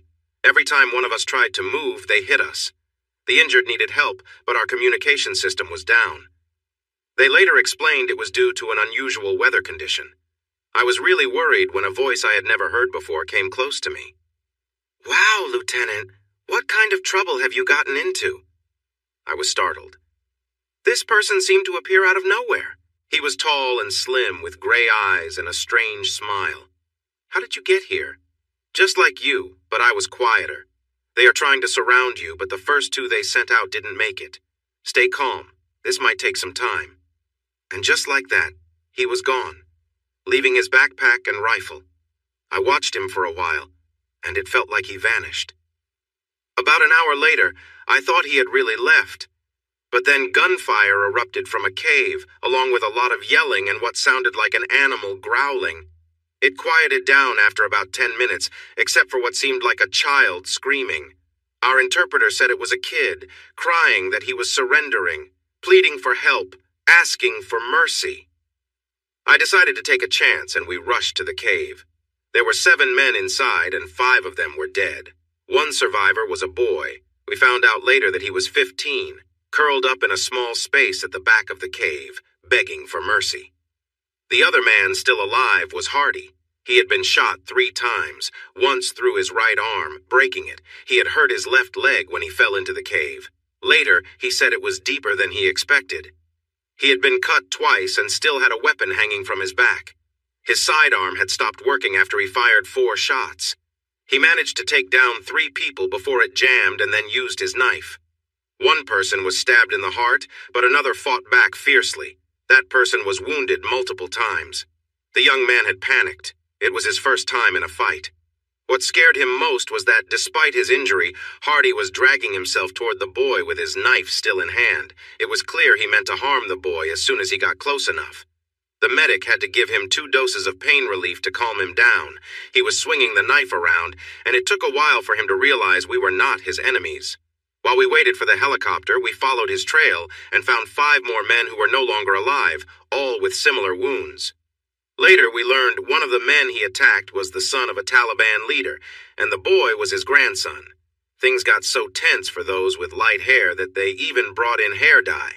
We even got some wigs and started leaving bits of them around while on patrol just to confuse them. Of course, he was back home by then. You hear all sorts of stories while you're over there, but I never thought they were real until that moment. He was one of those guys they sent out alone with orders to cause as much trouble as he could. I wonder how many others following his path are now facing their consequences. He was the toughest man I ever met. The major remembered when he first treated him. The idea of PTSD was becoming more recognized, and the military was understandably concerned. They wanted to assess him fully before he went back to civilian life. He had read the initial report, and it seemed the man should have been removed from duty due to previous issues. When he finally met him, he was surprised. The man seemed relaxed and cheerful with a friendly smile. It took a while to understand more about his thoughts and beliefs. It wasn't until they talked about his childhood that he began to see a deeper side. The smile faded as he recalled harder times. He recounted his past clearly. I was 12, my sister was 11.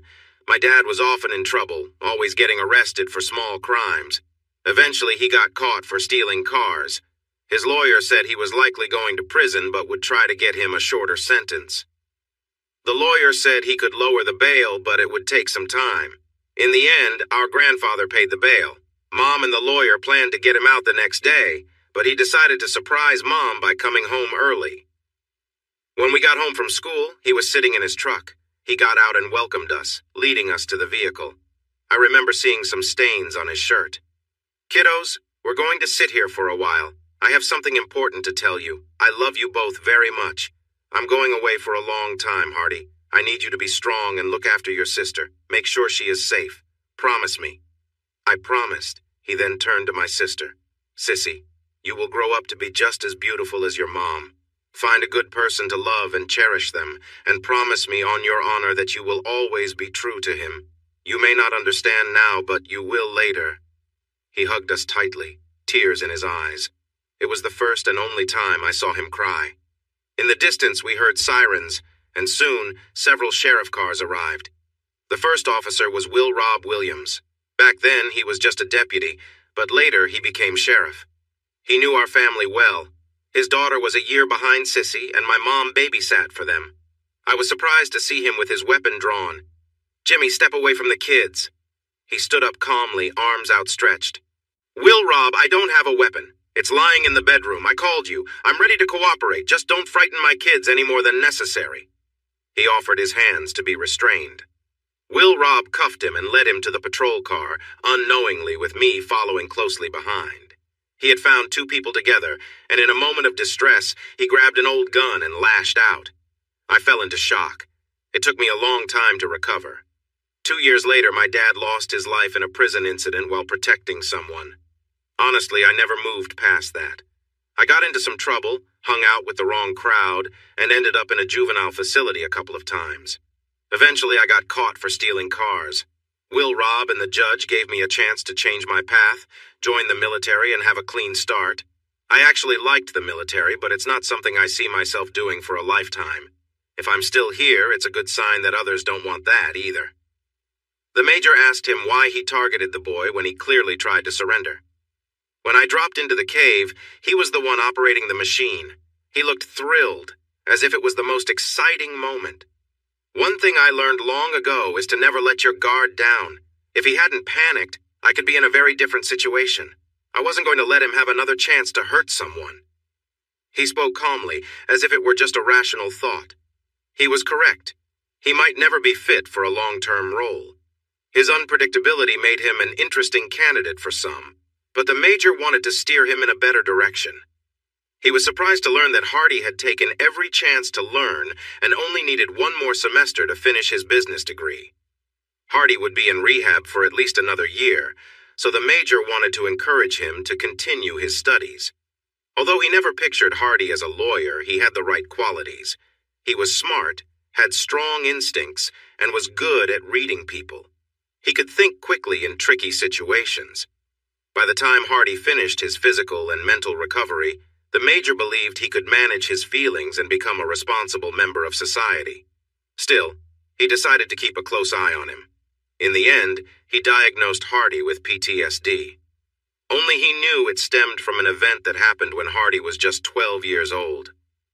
Now it seemed that Hardy might be struggling again.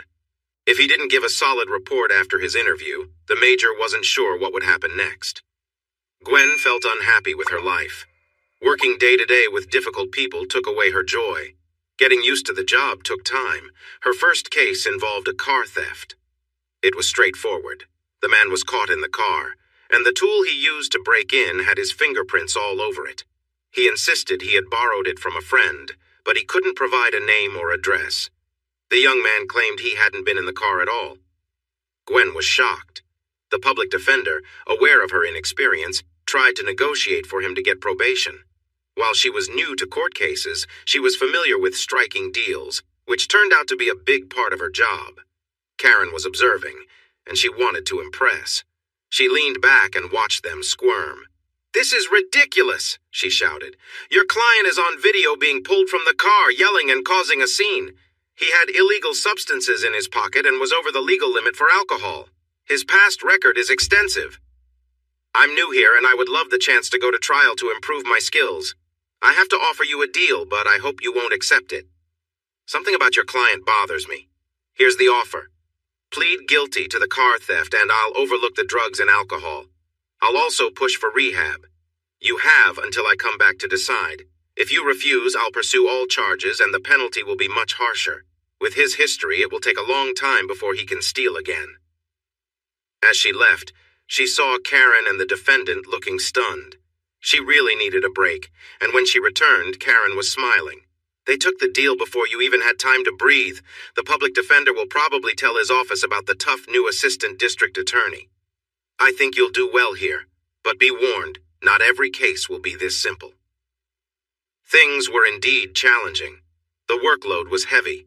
She began bringing her work home since she had little else to occupy her time. This caught the attention of her boss, Paul, who called her into his office. "Listen, I'm impressed. You have what it takes to be a great trial lawyer, but you need to have some fun too. Remember, all work and no play isn't good for you. Go out, have a drink or two, chat with people, and maybe enjoy some light banter. I've heard whispers about the Ice Queen from the north. You'd be surprised how many guys want to get to know you better." Before she could respond, he switched topics. "How's the divorce going? I see you still wear your ring, which is probably keeping others at bay. But once word gets out that you're going through a divorce, people might come after you." She sighed. Ivan had been very persistent, insisting on mandatory counseling, but so far she had managed to avoid it. Strangely, Hardy's lawyer didn't seem eager to move things along. It had been 6 months since her marriage ended, and she still hadn't seen or spoken to him. "I'm not sure how it's going. Nothing seems to happen. I can't talk to him, and he won't talk to me. I'm beginning to lose hope." She couldn't believe she still cried over Ivan. It was hardest at night when she turned over, expecting him to be there to hold her and kiss her goodbye in the morning, only to find herself alone. On Fridays, she went out for drinks with Karen and some friends from work, or caught a movie with a couple of female friends, but that was about all she did. She joined a gym to help manage her stress. The loneliness was tough on her, and she would have given anything to see Hardy again. Then one day, she received an unexpected surprise. A small man, looking to be in his late 60s or 70s, and a tall woman, maybe in her mid-40s, came to visit her at her apartment. She didn't recognize them, but once they introduced themselves, she quickly welcomed them inside. "You might not remember us, but we were at your wedding. I'm Joshua Hardy. Hardy Wilkes is my grandson. This is my niece, Hildy Baker. If it's all right, we'd like to spend some time with you." She led them to the living room and asked if they wanted any drinks. Hildy asked for iced tea, but frowned when Gwen said all she had was unsweetened. Gwen was still getting used to the sweet tea that many Southerners enjoyed. Joshua asked for a beer, They both enjoyed a St. Pauli girl, which was one of Gwen's favorite kinds. After a sip, the elderly man spoke up. "We came to talk about Hardy.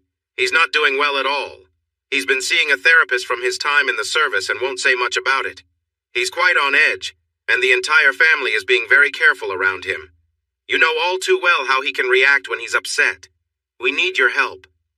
Tears filled her eyes again. She couldn't hold them back. "I want to help you, but he really doesn't want to see me. He made that very clear. Still, I will do whatever you ask." Joshua cleared his throat. "He still cares for you. I know he keeps a picture of you on his dresser.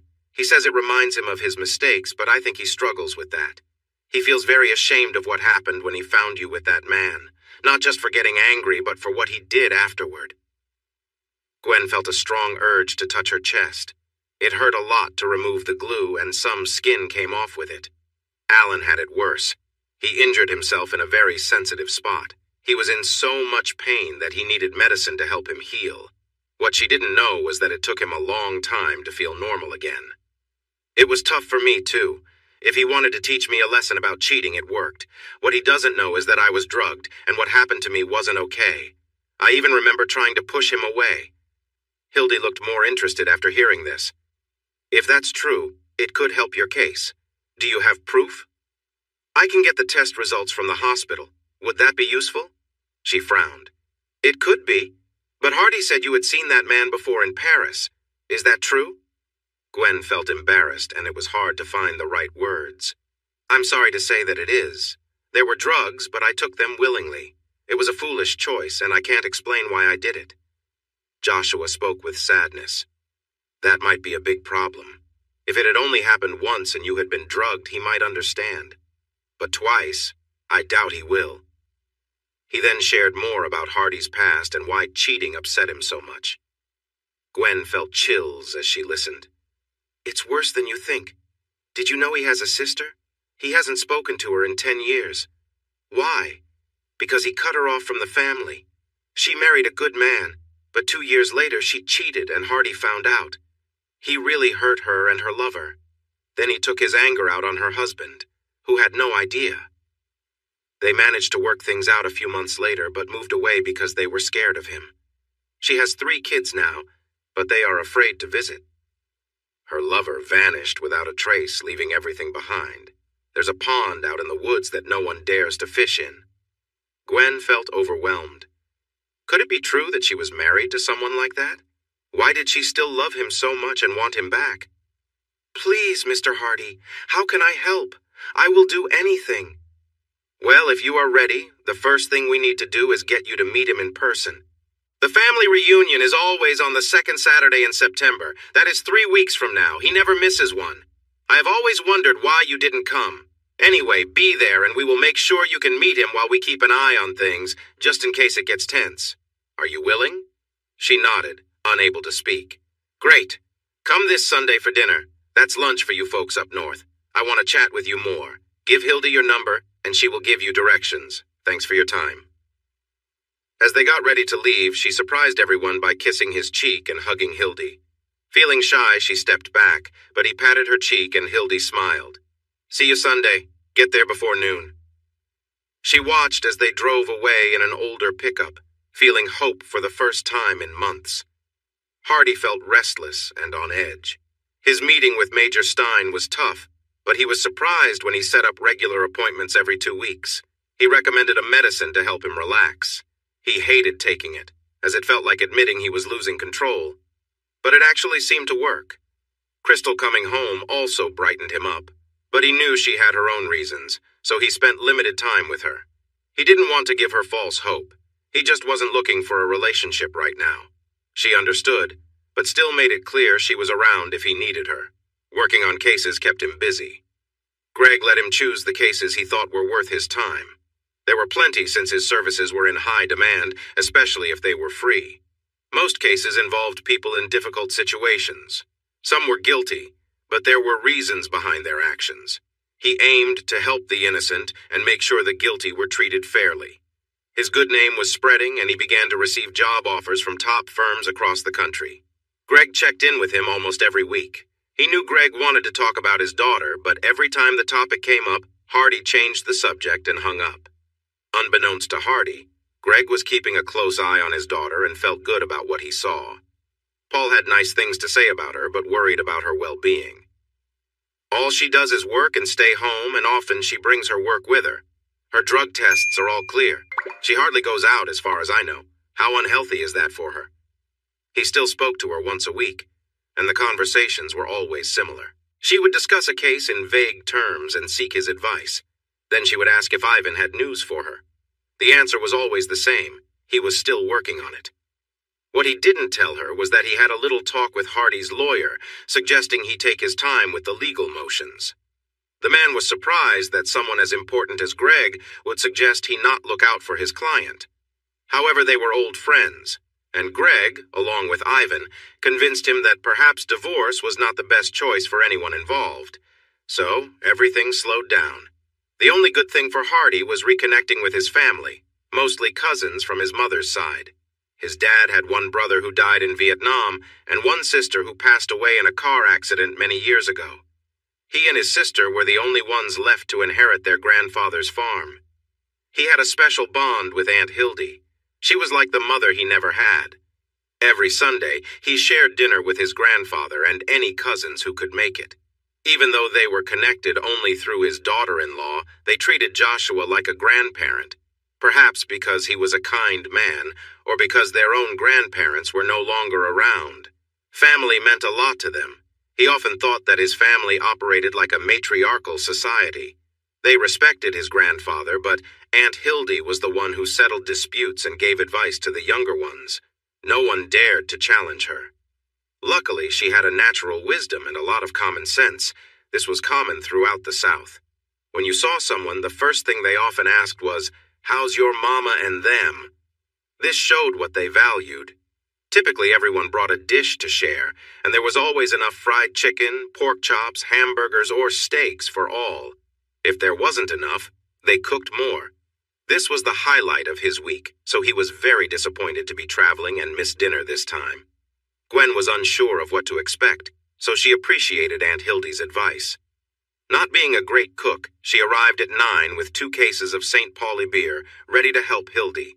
Joshua was happy to see the beer and quickly cooled it while Hildy warned him not to touch it before dinner. By 10 o'clock, people began to arrive. Gwen had perfected her tea-making skills and had several gallons ready to chill. She struggled to keep track of all the introductions. "Don't worry, dear, you'll get the hang of it. For now, just smile and be polite. They'll warm up to you soon." What surprised her the most was when the teens and younger guests called her Aunt Gwen. Hildy explained this to her. "Be proud. When they call an older woman aunt, even if you're not related, it's a sign of respect and acceptance. They all know who you are now, though many will be too polite to mention it. Now help me with the burgers and hot dogs."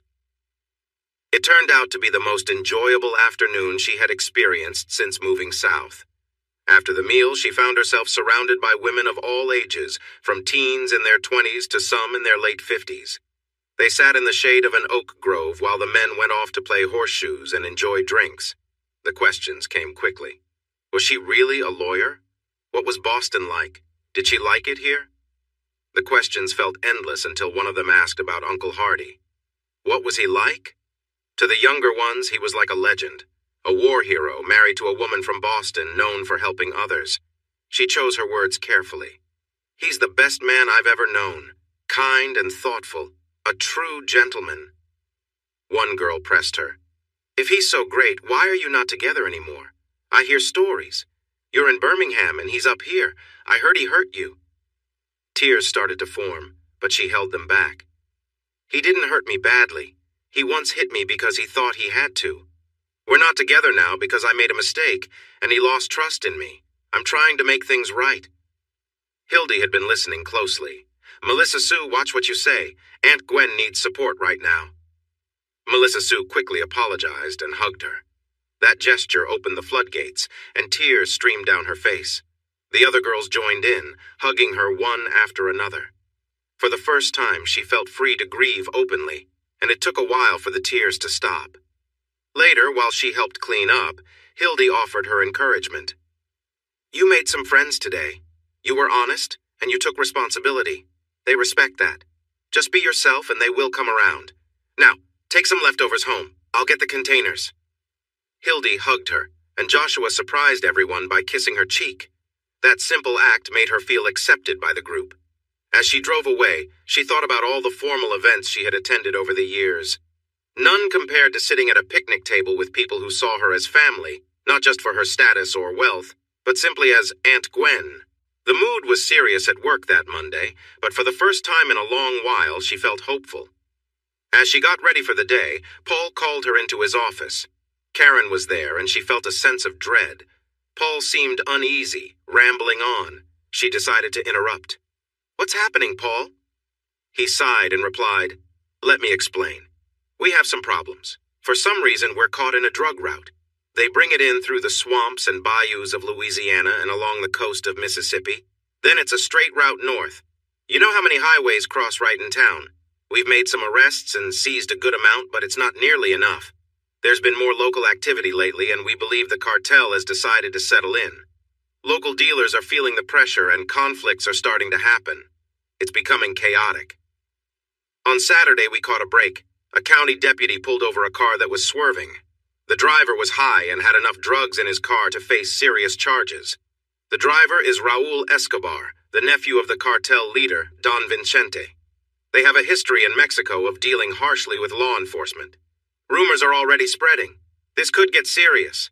It might not go to trial for a few months, but for now, he's in jail without bail because he's not a citizen and is a big flight risk. I want you to handle the case. You have no family here, so there's little chance of threats against you. Will you take it?"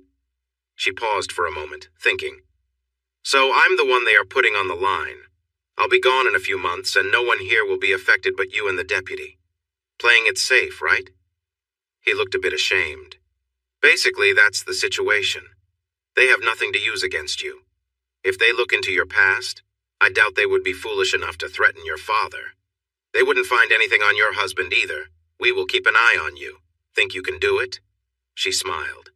"Let me see the file." Hardy wasn't in a great mood. His cousin and close friend had just visited, and the news wasn't good. They hugged and caught up on each other's lives. Harry was married with 2 sons. His wife was plain, but the love he had for her made her beautiful in his eyes. Harry had been Hardy's right-hand man during his younger, wilder days. He wasn't much of a planner, but was excellent at getting things done. He was loyal, dependable, and not afraid to speak up. They made a good team. When Hardy joined the military, another cousin, Roy, took over his position. Roy didn't have Hardy's style, but he was effective. Harry was facing a problem. Roy had been watching the armored car that serviced the local Walmart. His sources said it contained a lot of money, making it appealing. He had a plan and wanted Harry to be part of it. As he began to explain, Hardy interrupted him. "Wait a minute. I'm now an officer of the court. Don't tell me anything illegal. I have to report it," Hardy said. Harry's face fell a little at that. "But if you want to discuss a made-up situation and need my thoughts as a lawyer, I'd be happy to share." "Thanks, Hardy. I run a body shop and do well enough to support my family.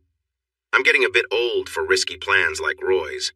If this were a real situation and these were the steps, do you think it would work?" Hardy considered the idea. "Anyone trying this would face at least 7 years in federal prison. It's like robbing a bank. This plan won't succeed. It takes too long. Those places have GPS, cameras, and alarms, plus they're much tougher now. If someone attempted this, they would need to be in and out in under 10 minutes, including taking care of the guards and getting away with the money. That's just not possible. Tell whoever thought of these plans to forget it and choose an easier target." "Thanks, Hardy. I appreciate it." They shook hands and Hardy handed Harry some cards. "Here, give these to any of the cousins if they run into trouble. Tell them to say I'm their lawyer and nothing more until I arrive, understand?" Harry decided against the job after hearing Hardy's advice. But Roy convinced 3 younger cousins to go ahead anyway. They were caught within an hour. Hardy managed to get them to admit guilt since they wouldn't turn on each other, claiming it was their own idea. Each received 7 to 10 years in federal prison. Roy was upset and sent a message to Hardy, telling him to stay out of his business. Hardy replied that Roy needed to stop making plans that led to trouble for the younger ones. Worried, Roy felt his crew was starting to doubt him. Things were not progressing well for him. A new competitor was appearing, his earnings were down, and he saw no good outcome ahead. On top of that, he felt Hardy was working against him. I need to teach Hardy a lesson, but if I harm Hildy or Joshua, the cousins not involved might retaliate. I wish I had some leverage. Ronnie Wilkes, his enforcer, lacked cleverness but made up for it with size and strength. He never liked Hardy because Hardy didn't seem afraid of him. Well, cousin, there's always his ex. They're not together anymore, but you know how Hardy feels about people crossing him. Roy scoffed. I'm not going all the way to Yankee Land for that. I need something closer. Ronnie grinned. You don't have to. She's an assistant district attorney right here in Jefferson County. Cousin Bertie told me, but I promised not to share it with anyone. She's going by her maiden name, Canaday. If we visit her, he might get the idea. Harry was listening and shared his thoughts. I think that's probably the worst idea you've ever had, Roy. They didn't call him hard-ass because he's easygoing. This could backfire and make you look foolish. Ronnie chuckled dismissively. He's old news. A lawyer? How tough can he be? I bet he's soft and can't even walk up the courthouse steps without gasping for breath. Harry actually laughed. Keep thinking that. I'll make sure to remember it. I've seen him. He's tougher than you think. But you'll find out soon enough. Don't blame me when this plan goes wrong. I'll be the one saying I told you so. He walked away, still chuckling. They kept an eye on her. She had a routine, always getting home around 6 and rarely going out. He couldn't believe how easily she let them in. They only needed to say they were cousins with a message from Hardy, and she invited them in without hesitation. Gwen was uneasy about the two men, but when they said their names and mentioned Hardy, she unlocked the door and welcomed them. It happened so quickly that she didn't have time to react. The larger man pulled her and restrained her to a kitchen chair, putting something in her mouth to keep her quiet. The older man took a seat across from her. Listen, I need some promises from your husband, and then we'll leave quietly. If he puts up any fight, things could get rough for you. I'll let Ronnie get to know you better if it comes to that. If I take the gag off, will you promise not to scream? I need you to talk so Hardy knows I'm really here with you. Understand? Now I'm going to call him. Just sit tight. She nodded. When the gag came off, she smiled, which made Roy uneasy. You know who my husband is, and you think this is a good idea? I hope he lets me watch when he finds you. And if you think I can call him, you're mistaken. I don't have any of his numbers. With more confidence than he felt, he assured her not to worry. He had the number. I'll put it on speaker so he can hear us. The phone rang 3 times. Hardy Wilkes. Hardy, this is Roy. I heard you've been getting into my business. I don't like that. I have someone here who wants to say hi. He held the phone up to her. Looking right at him, she spoke. Hardy, dear, I want you to teach them a lesson. Roy snatched the phone back. That's right. I'm here with your wife. We don't want this to get messy, do we? Why would it get messy, Roy? Great minds think alike. I heard you wanted to talk and came by your place. You have a lovely family. It was the first time she had seen a man look so pale. Now, Hardy, don't. Hardy interrupted him. Your wife makes delicious pie. I have a little surprise for you. Your daughter June is here with me, playing on the front porch. I had to come outside to get a good signal. She's quite lively for a 6-year-old. Here, June, tell your dad what I brought you. A child's cheerful voice chimed in. Daddy, guess what? Uncle Hardy brought us tickets to 6 Flags. They have rides and everything. He says we're going this weekend. Isn't he the best? Are you coming home soon, Daddy? That's enough, June. Let me talk to your dad. Can you ask your mom for another piece of that pecan pie? You could hear the little girl hurry off, calling for her mother. Roy spoke up, his voice shaky. Now, Hardy, let's keep this under control. Just be quiet, Roy. You need to spend more time with your family. Kids like June can grow up fast, and your oldest daughter, she's probably charming everyone. Be careful and pay attention. Beautiful girls can find themselves in tricky situations. Do you understand what I'm saying, Roy? Roy looked stunned, struggling to find his words. Gwen couldn't hold back. I think he understands you well enough. Good. Now it's time for you to go back to your family. You're going to 6 Flags this weekend, 3 days and 2 nights, all covered. A client gave me the tickets as a bonus, and I don't have anyone to take with me. I'll call June on Monday. If she doesn't say she had a great time, I'll be very upset. Trust me, you don't want to see me upset. And Roy, I know your work isn't my concern, and I'm not in that business anymore. But listen, my matters are mine, so don't interfere, okay? Until I get the divorce papers, she's still part of my life. If Ronnie is around, tell him if she mentions anything he did, he'll have a lot to worry about from me. There's nowhere he can hide or anyone to protect him. Got it? Finally, Roy found his voice again. Whatever you want, Hardy, you have it. I'm sorry we had this misunderstanding. If you need anything, just ask. Please, Hardy, leave my family alone.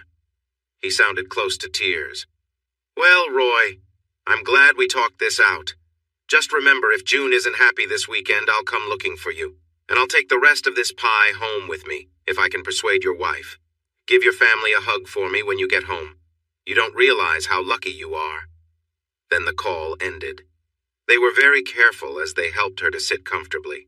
Please tell him we didn't mean any harm and that we didn't hurt you, please, she laughed. You guys are something else. If he had hesitated even a little, I'm sure my evening would have gone very badly. I'm going to tell him you pushed me around and that Ronnie let his hands stray. Tell me which place to send flowers for your service and then get out of my house. They rushed out the door. She leaned against it. So much for the redneck group that Hardy formed before going off to the military.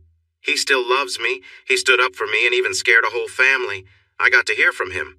Overall, it was a good day. 6 months ago, that thought would have filled her with fear. She went to bed and slept soundly. She changed her clothes several times for the reunion.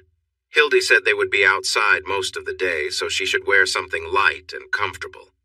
She finally chose a simple white top and green shorts. It seemed just right. Her hair and makeup were trickier. Since they would be outside, she kept her makeup light and styled her hair in a way that looked casual yet took effort. She found that she liked having shorter hair. It was much easier to manage than before. She practiced what she wanted to say if she got a chance to speak to him. They were cooking pigs, chickens, and even a big piece of beef. 4 cookers were busy when she arrived, and the smell was amazing. Joshua was looking for her. Hopefully he was happy to see her, but maybe it was the 5 cases of beer. St. Pauli, of course. She had introduced him to it, and he almost caused a stir when he said it was better than Bud. Hildy pulled her in, handed her an apron, and sent her to the kitchen. A chorus of "Hey, Aunt Gwen" greeted her, many of whom she was sure she had never met. They put her on the slaw line, and for 90 minutes she processed cabbage. The men were setting up tables and bringing out the side dishes. She kept looking for Hardy. Hildy noticed. Relax, he's coming. One of the cousins had a little trouble and he had to go help out. He'll be here soon. Why not freshen up? This kitchen isn't doing your hair any favors. So much for the simple look she aimed for. She finally gave up, combed her damp hair into a quick ponytail, and hoped for the best. Finally, they gathered for the blessing. You always have a blessing at these gatherings, whether you believe or not. A few cousins played in a band. They had set up a stage and handed the microphone to Hildy. I'm going to do my Minnie Pearl impression. Howdy! Her voice echoed off the hills. A chorus of howdy came back to her. She acted disappointed. Y'all forget, I'm related to you. I know you can get louder than that. We're not eating until I'm satisfied. Hello, everyone. They likely heard her greeting in the next town. That's much better. Thank you all for coming. Family is truly the best. Before we start eating, please make sure to thank the cooks. Some of them have been working for hours. And let's also thank the ladies for the delicious side dishes and lovely desserts. Now let's take a moment to remember those who can't be here and those who will never return. Keep them in your hearts. After a brief silence, she continued. God, thank you for our friends and family. We wouldn't be whole without them. Welcome to the new members of our family, and may the departed be close to you. Help those who are lost find their way home. Help those who are apart reunite with each other. Guide us to be better people. Bless this food and everyone here. Amen. A loud amen followed, and everyone rushed to the tables. Gwen stood, moved by the blessing, and then quietly said a prayer of her own, the most sincere one she had ever offered. Hildy gave her a hug. Come on, girl, before it's all gone. Gwen wasn't sure what she was eating. There was burgoo, which had mutton in it, brought by a cousin from Tennessee.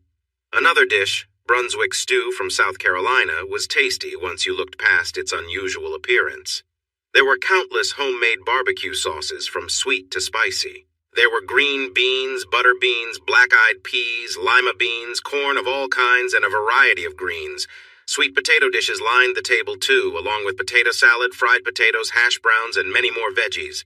She saw fried squash, okra, onions, tomatoes, and cucumbers. Pickles of every kind were available, as well as dishes filled with mystery ingredients. Gwen hoped the tables would hold up under all the food, and the desserts were incredible. There was carrot cake, chocolate cake, coconut cake, and many types of pies. She felt her waistline expand just by looking at all of it. Still, health concerns didn't stop anyone from enjoying the feast, so she took a plate and filled it up. They knew she was new to many of the dishes and made a show of introducing her to them. They encouraged her to try Cousin Fred's fried chicken and Aunt Zelda's carrot salad. The teasing grew as they warmed up to her. "Try this sauce, don't shy away. It's spicy, but drink some beer, it will help. Don't hurt her feelings, she should try it." Hildy jumped in to rescue her. "Calm down, or she'll be known as the girl who ate everything. She'll be here a while and can try more later. Let's not overwhelm her." Taking her hand, Hildy led her inside. "Hardy just called. He got caught up. He'll be here in about an hour. Why don't you make him a plate of his favorite food and put it away for him? That way you'll have a chance to chat when he arrives. Come on, I'll help you." They ended up preparing 3 plates, one with meats, one with vegetables, and one with dessert. Hildy smiled. Maybe the saying about love and food is true. Give him this and he'll be so full he won't be able to run and so happy he won't complain. Well, not too much, I hope. Gwen smiled too. She loosened the belt on her shorts. They had elastic, so she thought they would stay up. It was a choice she soon wished she hadn't made. An hour passed, but there was still no sign of Hardy. He called Hildy to say he didn't think he could get the cousin out in time to come over. Hildy insisted he stop by, if only for the food she had saved for him. He promised he would, but said it would be at least 2 more hours. The older folks rested, satisfied from the meal and family time. The younger ones tidied up a little before settling down to relax. The kids were lively, full of energy. Gwen and Hildy walked around, chatting with everyone. Gwen felt like she was campaigning for office, shaking hands and chatting, but she didn't mind. At some point, Hildy wandered off, and Gwen found herself walking with one of the cousins who was about her age. They joined a group near the creek and learned about the family's special drink, ginger fizz. It was a mix of homemade corn liquor and a local ginger ale that had a strong kick. It was definitely not for the faint of heart. Gwen tried a sip and it felt like her mouth was on fire. She turned pale and then bright red. When she started gasping for breath, the group erupted with laughter. "Don't worry, Aunt Gwen, it'll get better in a moment. Don't be upset with us. Everyone new to the family gets surprised like this. Here, try this, it's what it's supposed to taste like." She eyed the drink closely. It was made with the same base, but included slices of lemon, orange, and lime, plus a few cherries. She took a sip and enjoyed the flavor. She ended up finishing 3 drinks in an hour, unaware that they still contained a fair amount of liquor, and soon she was feeling quite warm. She went to the bathroom, chatted with Aunt Hildy, and learned that Hardy should arrive soon. She made her way back to the group by the creek, stopping to talk with friends along the way. Overall, she felt very happy. Seeing Hardy would make her wonderful day even better. The band started playing, mixing country tunes with classic rock. They sounded pretty good. The sun was setting, casting a warm, golden light over everything. Then, everything changed. Crystal Ann was at a table with her new friends, chatting with a tall guy in a cap. She was laughing and playing with her hair. Seeing her was the last thing Gwen wanted. With her long red hair shining in the sun and wearing a white top and tiny shorts, she caught everyone's attention. At least she didn't have to deal with Hardy. Then everything changed. Crystal playfully knocked the cap off a guy, revealing his shaggy light blonde hair, which she affectionately ruffled. When she reached the table, the man turned, and she suddenly found herself looking right into Hardy's eyes. His hair was longer, and he had a short beard, but those cool gray eyes felt piercing. In that moment, she lost control. All her plans, all her dreams, and he was with her. She couldn't even remember how it all started. "Get your hands off my husband!" she shouted. In a rush of anger, Gwen grabbed Crystal's hair and pulled it backward. Crystal stumbled into her, throwing them both off balance and sending them into the creek. Joshua had dug out a little pool with a backhoe, meant for the younger kids in the summer. It was about waist deep at the deepest point. Gwen held on to Crystal's hair as they splashed into the cold water. Even though it was early September, the water was freezing. Crystal was struggling to get back on her feet. Gwen pulled her head under again, and as she gasped for air, she accidentally tore off Crystal's top. A crowd had gathered by now, and Gwen saw her chance to escape while Crystal crouched in the water trying to cover herself. Laughing, she climbed up the bank, twirling her top. Suddenly, Crystal surged out of the water, and some people later said she was yelling a storm. She grabbed Gwen by the waistband of her shorts, and because the belt was loose, the shorts slipped down, leaving her embarrassed. She had hoped to impress Hardy, always thinking he liked that style. Gwen slipped back into the water as Crystal gave her a strong slap. In return, Gwen scratched her neck, causing a small cut. They were both splashing around in the water. Somehow Gwen's top was half gone. She could hear the crowd cheering, but she couldn't care less. She was determined to stand her ground. Then a loud voice interrupted. "Stop this instant! Both of you should be ashamed!" To emphasize her point, Hildy grabbed a cooler and poured its contents over them, shocking them into silence. Hildy had clearly had enough. She looked at two of the bigger cousins. "Shirts off! Quickly!" They handed over their t-shirts. She tossed them to the girls. "Put these on and get to the house right now, or else I'm going to show everyone what a real confrontation looks like. Now!" The girls hurriedly put on the shirts and rushed toward the house, holding them down. Hildy followed closely behind. Joshua was waiting for them and ushered them inside. Soon, Hildy was pacing in front of them. "I hope you're proud. This will be a reunion everyone will remember for a long time." "What a way for two ladies to behave." It felt like they were children. Crystal Ann said, "She started it." Gwen replied, "No, you started it by being close to my husband. If I see you near him again, you won't like what I do." "Well, you let him go when you couldn't stay faithful. At least I would be loyal to him." That hurt Gwen more than she wanted to admit. "You should know he is still mine until the divorce is final. I want to stop the divorce so we can be together again. Just wait." Crystal smirked. "Sure, that will happen soon. Right after I get my ice cream stand in hell." "Enough!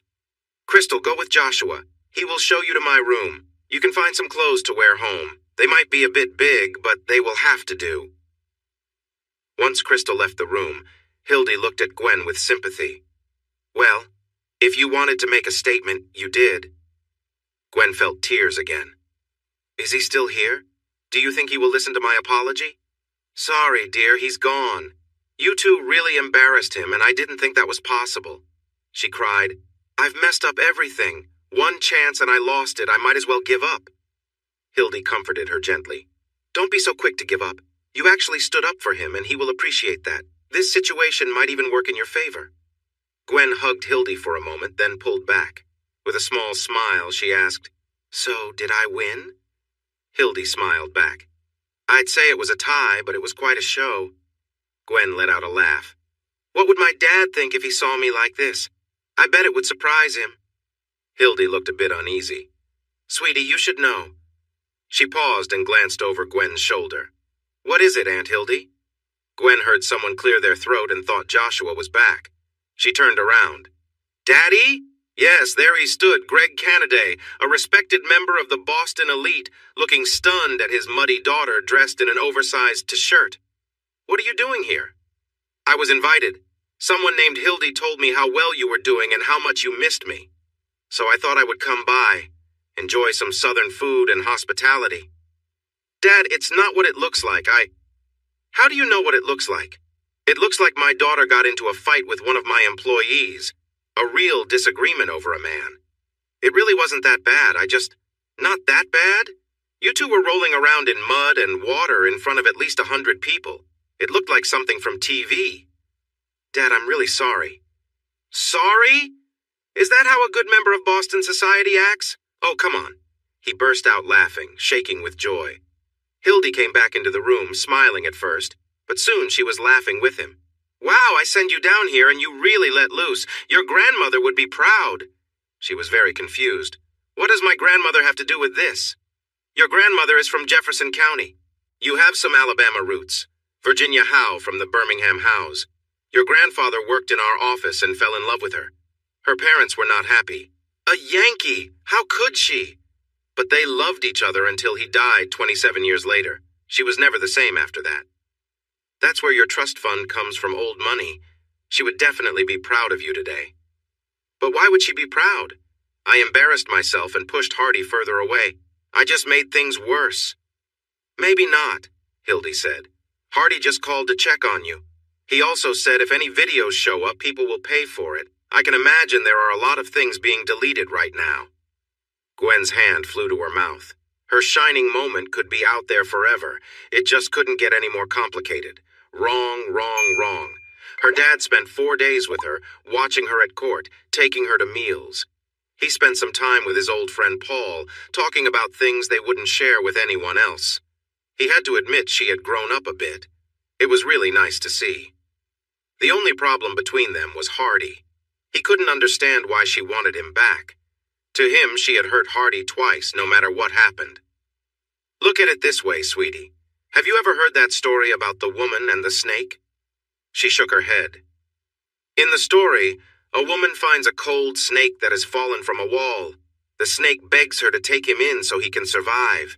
He talks beautifully, and she believes he is charming, so she picks him up and brings him home. She warms him up by the fire and cares for him. Eventually, summer comes, and the snake no longer needs her. One day, while she holds him, he bites her neck. As she lies there hurt, she asks, "Why? I helped you. Why would you bite me?" The snake just looks at her and slithers away. You knew he was trouble before you helped him. He paused. Do you get it? You knew Alan was trouble, but you still spent time with him in Paris. You still let him into your life while trying to get Hardy back. What happened to you was unfair, but you knew what he was like before you welcomed him in. So please, take some responsibility. And that's exactly how Hardy sees it. You let someone untrustworthy into your life, knowing what he could be like. She sighed. Am I going to get him back? He didn't want to tell her, but she needed to hear the truth. I don't think so. You hurt him deeply. It's true that you didn't know his past and how he would react, but you still betrayed him. Be honest with yourself. How did you treat him before everything fell apart? I always respected him, she replied, trying to defend herself. But you took him for granted. I think you believed his love for you would help you get through anything. Even with betrayal? No! You know I didn't intend for that to happen, and I never wanted him to find out. Regardless, it happened, and he discovered the truth. Deep down, you might have thought that if he found out, you could convince him to forgive you. She couldn't meet his gaze. That said everything he needed to know. He sighed. There's more news. Hardy is tired of dragging this divorce on. He's told his lawyer that unless things start moving, he will find someone new. Ivan is trying his best, but he can't delay for much longer. She felt weak. It was finally coming to an end. She just looked down and cried. Greg left the next day and stopped by to see Hardy on his way out. How are you? Hardy answered with a grunt. Doing as well as I can. Lots of cases to go through. A lot of people needing help. That's not what I meant, and you know it. Are you still moving forward with the divorce? Of course I am. Is there anything that could change your mind? She's really matured over the past 8 months. I believe she cares for you. I still love her. Maybe I always will. But love isn't always enough. I need to trust her, and that trust is broken. It's not just about the betrayal. I feel she was dishonest from the start. She didn't want what I wanted, even when we talked about it, and she agreed. She didn't want to settle down or have kids. The best thing for me is to move on. I still want a family, and time is running out. I understand, but tell me, was all you really wanted just someone to start a family with? In my view, you both began your marriage on misunderstandings. You should have been honest about your past and what you wanted. She should have shared her feelings about starting a family honestly. She made mistakes, but you also have to take some blame. If you both had been truthful, you might never have married and wouldn't be in this situation now. Hardy opened his mouth to respond, but Greg interrupted. Stop! I'm sorry for what I said. You're like family to me. You're the son I never had, and I regret losing you. I shouldn't have brought it up. What I really wanted to discuss is the new case that Gwen is working on. He explained the risks she might face. Paul promised me she'd be safe, but with how busy law enforcement is right now, I'm worried. Could you keep an eye on her? I know you have connections that are really helpful. Gwen mentioned your talk with your cousin Roy. Hardy smiled at the memory. The next week, he received a call from little June, who talked excitedly about everything. Her mother promised him that she would bake him many pies for helping Roy understand how important a happy family is. I'm not stupid. I grew up hearing stories about you. Whenever Roy seems a little distracted, I just say we should bake you a pie, and he perks right up. Thanks. By the way, do you like peaches? Cousin Ronnie was different. He had made some bold claims, and Hardy had seen him boasting in a local hangout that was as hot as an oven, where there was no air conditioning and drinks were served on ice. When Ronnie saw Hardy, he made a mistake. He started bragging about what he would do to him. Hardy slapped him hard and turned to leave, calling back, "Come on outside. I won't hit you, but I'll teach you a lesson until you stop talking so much." Ronnie had enough to drink and lost his cool. He charged at Hardy, shouting loudly, "I'm going to get you!" Hardy didn't seem concerned. He stepped aside and gave Ronnie a light shove as he went by, causing him to fall onto the gravel. Jumping back up, Ronnie was furious. Instead of avoiding him, Hardy moved in and bumped heads with him, catching Ronnie off guard. His nose was hurt, and blood started to flow. Stunned, Ronnie stood there while Hardy took advantage of the moment and began hitting him across the face. Tears formed from the pain. "Wow!" someone in the crowd shouted. "He's really upset now." This only fueled Ronnie's anger. He had skills, but he was not at Hardy's level. He managed to throw some punches, but Hardy barely reacted. Instead, he focused on hitting Ronnie in places that caused him a lot of discomfort. Eventually, Ronnie couldn't take it anymore. He collapsed onto the gravel, barely conscious. Hardy grabbed him by his shirt, lifting him easily, and pushed him against a truck. "You've cried and wet yourself. Should I give you a little punishment, or do we have an agreement?" Ronnie nodded in defeat. "We're almost finished here. Remember what I said would happen if you got too close to my girlfriend?" Ronnie's eyes widened, and he tried to respond despite his injuries. Hardy interrupted him. "Be quiet. It's time to face the music." His hand moved, revealing a small knife. Ronnie's eyes filled with genuine tears, not from pain. Hardy rested the knife against Ronnie's little finger and grinned. Ronnie heard a loud crack and felt intense pain, but when he looked, his finger was still there, just bent awkwardly. Hardy slid the knife back into his pocket. "If I hear you're near her again, I'll return, and it will be even worse. Got it?" Ronnie nodded. Hardy surveyed the crowd. "Does anyone have something to say?" People suddenly found the ground, the sky, and everything else interesting except him. "Okay, then. One of you should take him to Doc Thomas. He knows how to handle this and won't tell anyone. I'd be grateful. Just have him send me the bill." "Have a good evening." He climbed into the large truck he had bought when he returned and kicked up gravel as he drove off, scattering it over Ronnie. This moment broke Ronnie. No one feared him anymore. His influence as an enforcer vanished. Roy chose one of the younger cousins back from Iraq to take his place. Ronnie became a messenger, doing small jobs for the group. He plotted and brooded, focusing his life on finding ways to hurt Hardy Wilkes. Doc Thomas turned out to be the grandfather of Karen Thomas, an assistant district attorney. He confidentially informed her that hard-ass Wilkes was back, tougher than ever, which meant more work for him. Later, she asked Gwen if she had met Ronnie Wilkes. Gwen grimaced. "Yes, he and a man named Roy visited me not long ago trying to connect. I can't say I liked either of them. I doubt they'll return." Karen smiled. "You probably won't see Ronnie again. Someone who looked a lot like your husband had quite the showdown with him recently. He's left bruised and hurt with a broken finger. They said the guy just slapped him until he cried and then hit him a few times, making him wet himself. Too bad he didn't finish the job. Ronnie's just a troublesome person." Gwen smiled as she said this, and the look in her eyes made Karen uneasy. Hardy reassured Greg that he would keep an eye on her. "I have a few cousins looking for work. They will take care of her." Greg offered to pay the cousins for their help, but Hardy dismissed the idea. "You can't charge family for things you would do for them anyway. That's not how we do things in my family," Greg replied. "Don't think of it as payment. Just say it's for their expenses. I want them focused on her, not worrying about money." Hardy agreed, saying he would manage it. Greg changed the topic. "While we're discussing money, I have some papers for you to sign. Remember that agreement you were against? It still stands, even if you don't end up divorcing. You have proof of her unfaithfulness. She has admitted it. She was true for most of 2 years, but now the total is 38 million. Before you say anything, this is legal and it's yours. If you don't want it, you can give it away. Just remember, you can't return it to Gwen. Hardy expressed his frustration, but Greg only smiled. You have no choice. You're rich now. Welcome to the club. They had a quiet dinner, each lost in their own thoughts, and Hardy drove him to the airport. The first meeting with Raul Escobar and his team of lawyers went as expected.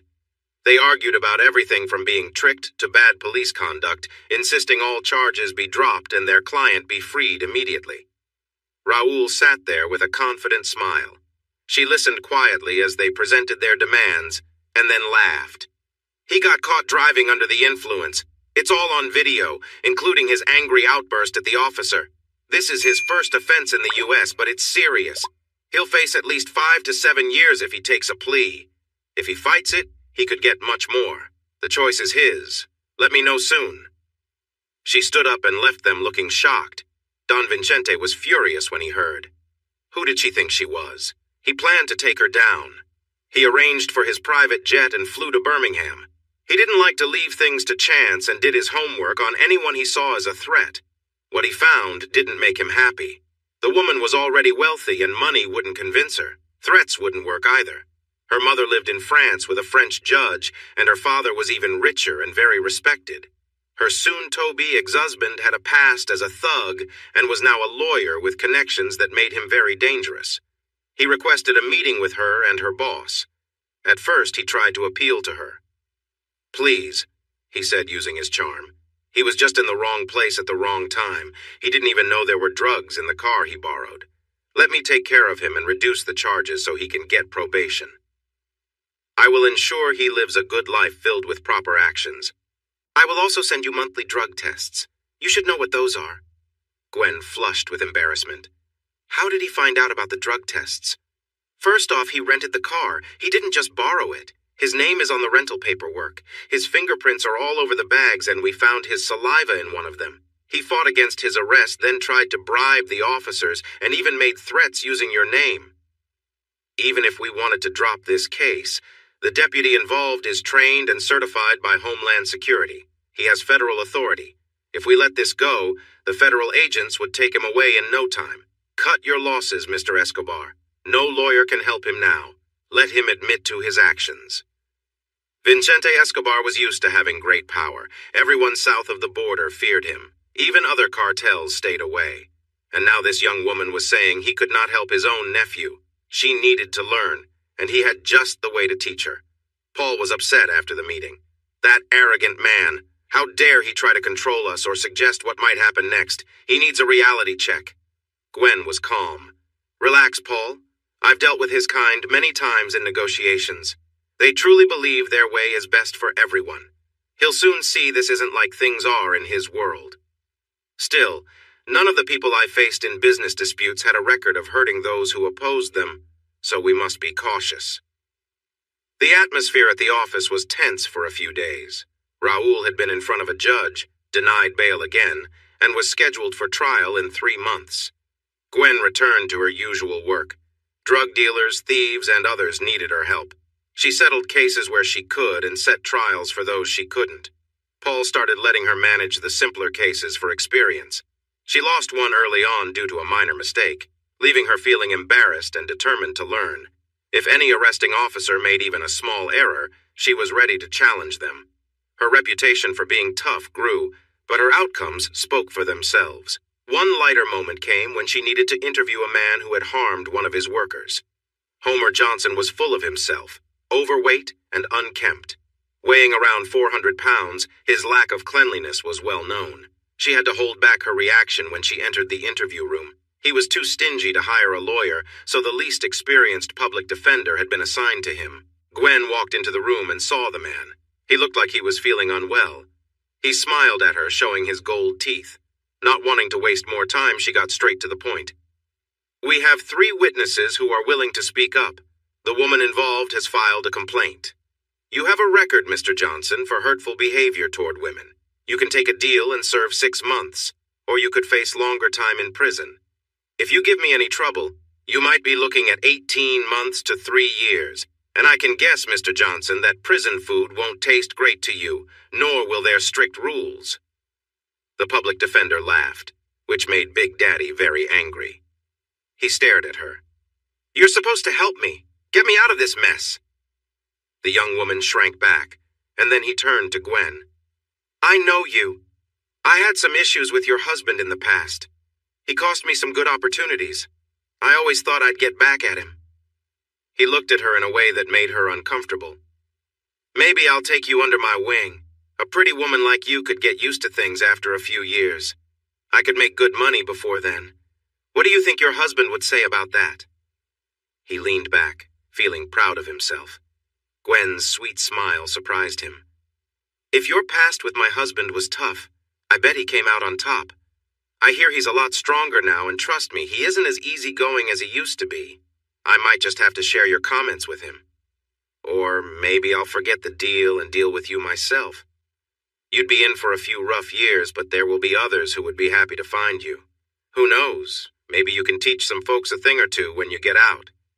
Good day, Mr. Johnson. I hope you enjoy your new situation." The public defender hurried after her. "He wants the deal and said he was just joking about everything. Tell him it's 1 year now, take it or leave it." She kept walking. "He'll take it." Then she hugged Gwen, catching her by surprise. "Thanks, Aunt Gwen. I learned a lot in there." Gwen was amazed. "Your name is Chapman, right?" "Yes, ma'am. Grandpa Hardy was my great-aunt's brother-in-law. My grandmother on my father's side is a Howe. You're connected to most of the Chapmans, Grants, and Wilsons around here in some way." "It's not just the Wilkes family, you know."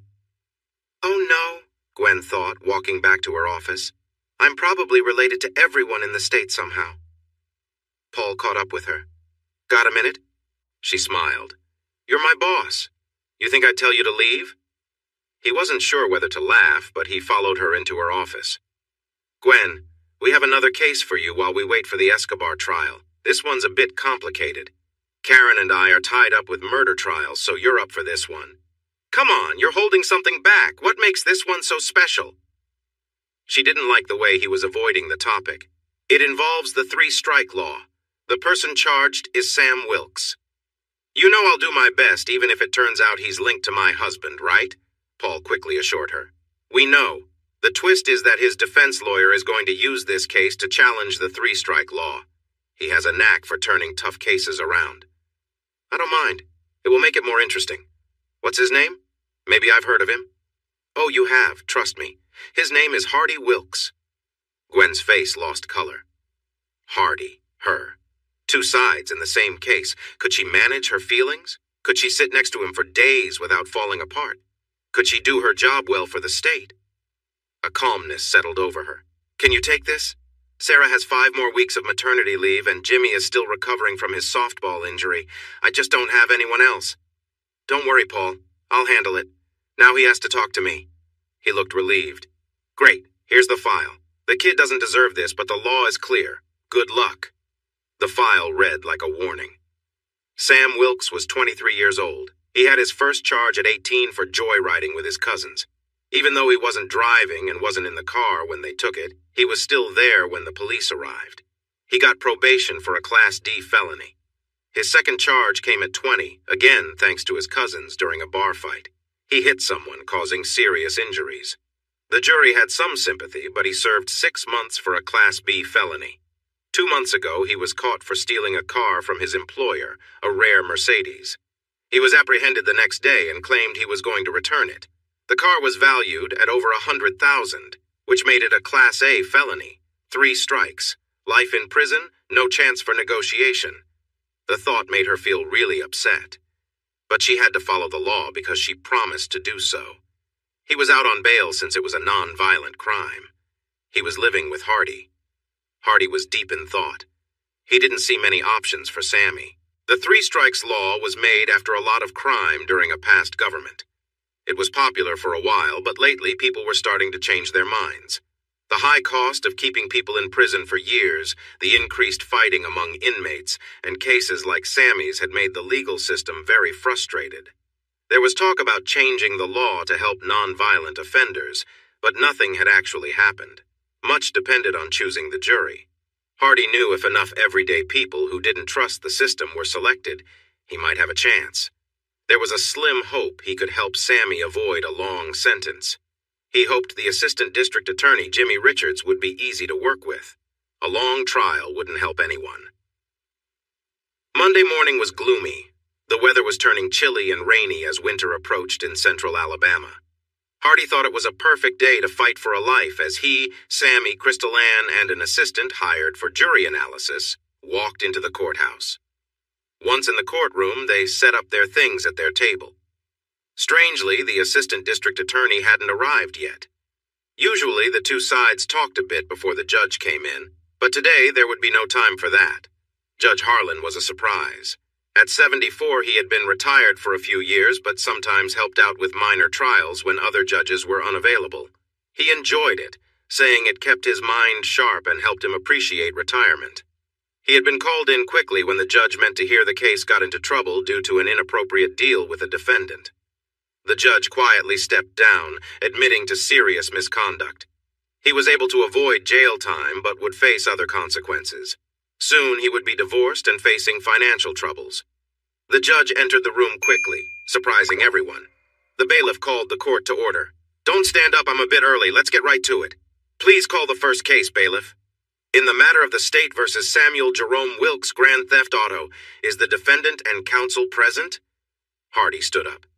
"We are here. Wilkes for the defense. Good morning, Your Honor." There was a glimmer of recognition in the judge's eye. He and Hardy had known each other for a long time. He was the judge who once helped Hardy avoid a criminal record by suggesting he join the military. "I'm well. It's nice to see you again, Mr. Wilkes. I'm happy to see you have a job, even if it is as a defense lawyer." The judge was known for not liking defense lawyers and had a low opinion of their work. The judge frowned when he noticed the empty table usually set for the prosecution. "Is the prosecution here?" "No, Your Honor," the bailiff replied, looking through his papers. "It should be Jimmy Richards, but he was in an accident. The state will be represented by—" He paused, just as someone spoke from the back of the courtroom. "Gwen Cannaday for the state, Your Honor. Sorry I'm late, but you started a bit early." Time seemed to freeze for Hardy. There she was, looking professional and just as lovely as he remembered. He had only seen her once from afar since the picnic, and it still hurt to see her again. He hurried to the judge. "Your Honor, may I approach the bench regarding this change?" The judge noticed Hardy's expression when Gwen entered, and motioned for them to come forward. Being close to her took his breath away. He could smell her familiar perfume. He struggled to find the right words. The judge's patience wore thin. "You asked for this, so speak up. What's going on?" "Judge, I'd like to request another prosecutor for this case. It might be a bit uncomfortable." "Why would it be uncomfortable? Somebody better explain quickly." Gwen managed a small smile. "What Mr. Wilkes isn't saying, sir, is that we are husband and wife. We may not live together, but we are still legally married. I will do my best to be professional in these proceedings. If he feels uneasy, he can withdraw so that his client is properly represented." The judge replied firmly. "Mr. Wilkes, your words better be respectful and calm. You're acting like you're about to explode. This is my courtroom, and you both need to behave or there will be consequences. Do we understand each other, Mr. Wilkes?" "Yes, sir," he replied, struggling to keep his composure. "Miss Cannaday, do you understand?" She smiled back. "Yes, sir. And just to clarify, I know quite well how he can be—" "Wow," the judge thought. "We haven't even started, and it's already getting interesting. This could be entertaining." He made a note to learn more about the couple before him, and then banged his gavel for jury selection to begin. Gwen quickly understood the process of selecting jurors. She argued well, getting a few tough-minded people past Hardy, while he included some who had different views. In the end, most were just ordinary people, which could benefit Hardy. An undecided jury could work in his favor. The first day of the trial set the stage for what was to come. The media and legal groups were paying close attention to the case. When news spread that it was a husband against his wife, it drew even more interest. The case took a turn when the plea was entered. "Not guilty" echoed in the room.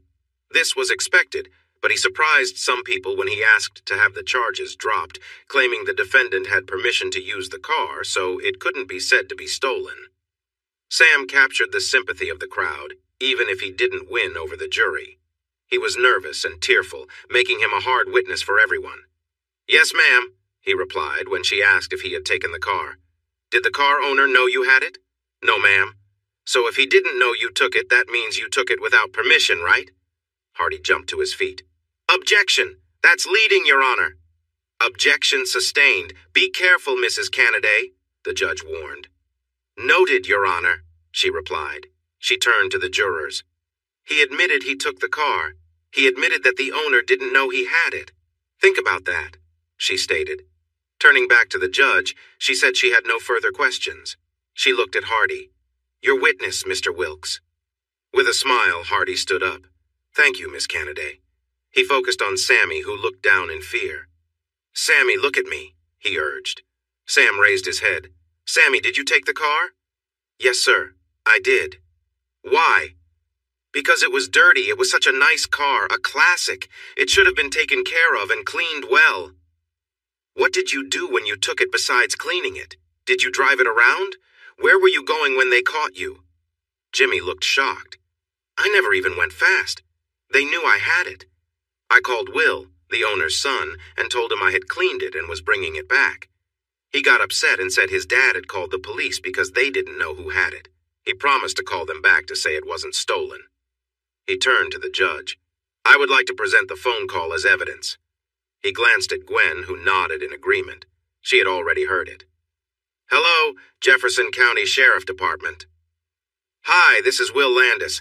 My father reported his Mercedes stolen yesterday. I just found out it wasn't stolen. Jimmy, the guy who helps us on the farm, took it home to clean it. He joked about it, but I didn't know he meant to take it. Anyway, he's on his way back with it now." "Are you withdrawing the stolen car report?" "Yeah, I guess I am. Sammy wouldn't steal anything. He just isn't always careful." "All right, sir. I'll withdraw the report. Have a good day." "Thanks. Goodbye."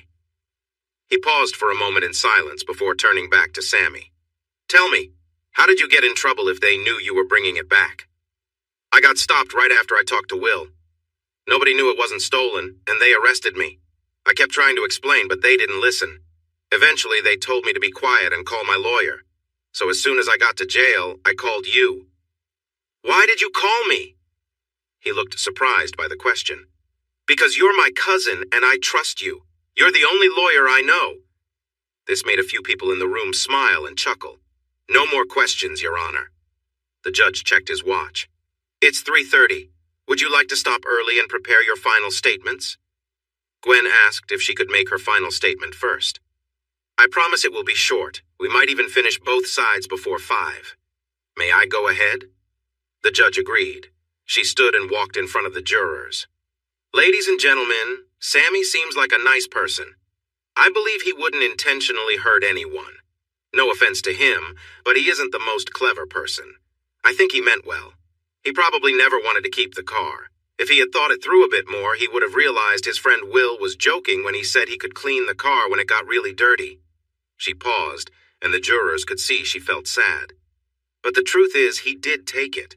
Will is only 16. He had no right to make decisions about that car. It belonged to his father, and his father insisted we take action. So we did." Sammy has definitely faced many challenges in his life. Lack of support, poor choices, and situations he couldn't control have led him here today. That said, his mistakes brought him here. He has felony convictions, and this is his 3rd offense if he is found guilty. The law says 3 strikes and you're out, which means a serious penalty this time. The law existed before I came to this state, but, ladies and gentlemen, it is the law, and as a member of the court, I must see it followed. If you can, please show mercy. I feel a lot for him. You see, I have my own heavy burden to bear." She paused, and the judge frowned. He and Hardy were unsure of where she was going. "Many of you know that the defense attorney is my husband. We are apart, but still married. I made a serious mistake that stained our relationship. I betrayed him and everything he values. It's been almost a year, and he hasn't spoken to me since. I've tried every legal option I can think of to reach out and ask for another chance. I'm almost out of hope. So by my own actions, I've trapped myself in a life without hope or happiness. Though it's not the same, I feel a lot of sympathy for this young man. I've done my job. I've shared the facts as they are. I've explained the main points of the punishment, and the judge will go over the details with you. All I ask is that you find a way to show some mercy for a young man who doesn't deserve to spend his life in prison. Thank you for your service, and may God guide you in your decisions." She looked at the judge as tears ran down her face. "Thank you, Your Honor. The prosecution rests." A heavy silence filled the room before the judge brought his gavel down sharply. "Miss Cannaday, I don't know whether to praise you or criticize you. Don't think I'm overlooking your clever move at the end. That was your one chance.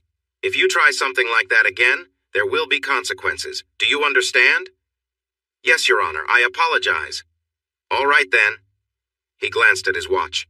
"Court is adjourned until 9 tomorrow morning." Gwen left, not daring to look at Hardy.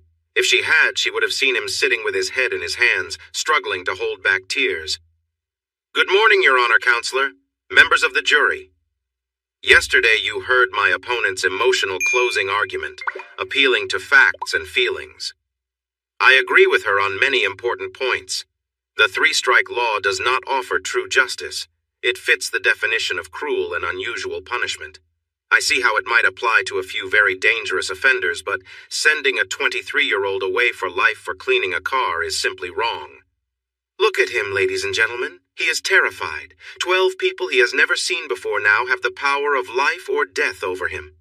If he goes to prison, he will hope for miracles the first couple of years. By the 5th year, his spirit will begin to fade, and by the 10th, he could become someone who doesn't even know how to live in the outside world. By then, he would be 33, facing at least 40 more years of this. Yes, he took the car, but he thought he had permission. The teenager was willing to say he led him to believe that he could wash it. He was almost back with the car when he got stopped. If the dad hadn't been so upset about someone driving his prized possession, the charges would likely have been dropped. He's a good kid, not ready to handle adult life. He took the car and admitted it, but this is just a small mistake that has grown too big. Find him guilty of something, but don't ruin the life of someone who is essentially good. Think about the cost. On average, it costs about $30,000 a year to care for a prisoner. As they get older, healthcare costs increase. Sammy will probably live at least 50 more years. That could amount to $1, 2 to $1, $6 million in expenses for punishing him for cleaning a car without permission. Think about all the good things that money could bring, like better roads, new schools, and programs to help people. Does this law make more sense to you now? He turned back to address the judge and jury one last time. With your permission, Your Honor, my opponent made some good points. She may feel trapped, but she is a young woman with a bright future, beautiful and wealthy. She could easily fly to Paris for lunch and be back home for dinner. It wouldn't cost her much more than what it would for one of us to grab a meal at a local diner. Sammy won't have that freedom. When the doors close, his future is set. While she worries about fashion choices, he'll be worrying about surviving each day. That's quite a difference, wouldn't you agree? And if Sammy doesn't end up in prison for life, he'll face his own difficulties. He and I are both serving our own sentences. For him, it involves a stolen vehicle. For me, it involves a woman. We knew these things were beyond our reach, but for a moment, we wanted to hold on, even if it caused us pain. That's our life sentence, remembering the brief happiness of holding something so precious, while knowing deep down it can never truly be ours. Thank you, jury, for your time. I don't envy you the decision you have to make. The defense rests, Your Honor. She thought to herself, if I had $1 for every tear I cried for you, Hardy, I would be rich. No one spoke of her tears as the jury listened to their instructions before leaving the room. 5 hours later, the jury returned with a verdict. Sammy was found guilty of illegal use of a vehicle, a minor charge. He received a 6-month sentence in a low-security facility that cared for state vehicles. The judge thought it was appropriate. Hardy had Sammy thank everyone in the room, including the jurors, the judge, and even Gwen, who surprised everyone by giving him a hug. The entire courtroom watched quietly as Gwen approached Hardy to shake his hand. He accepted it without pause. You did well, counselor.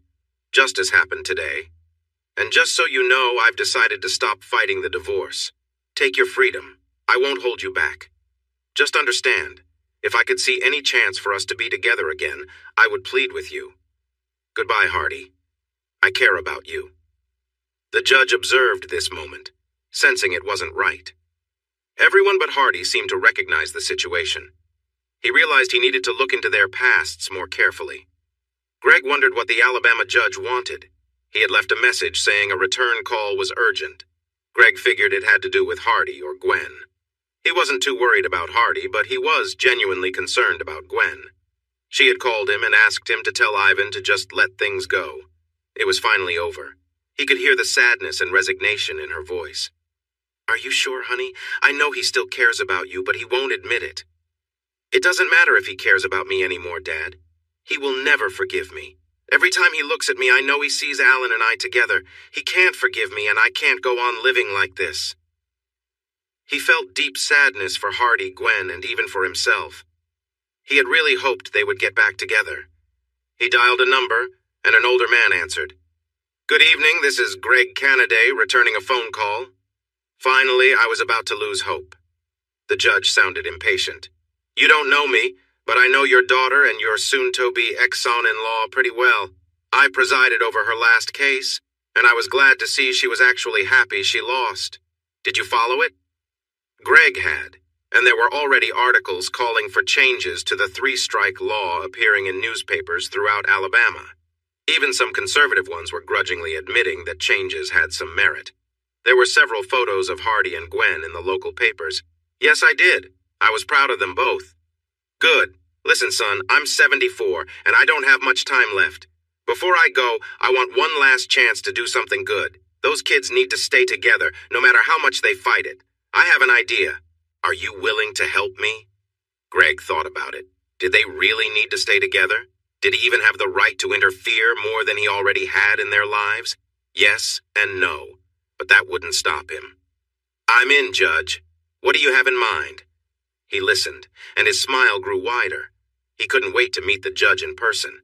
His plan might not work, but it would be fun to see. He flew down on Friday and spent the weekend with the judge. After discussions, Hildy and Joshua were brought in. Ideas were proposed, talked about, changed, or dropped until they finally had a plan they could agree on. Hildy summed it up best.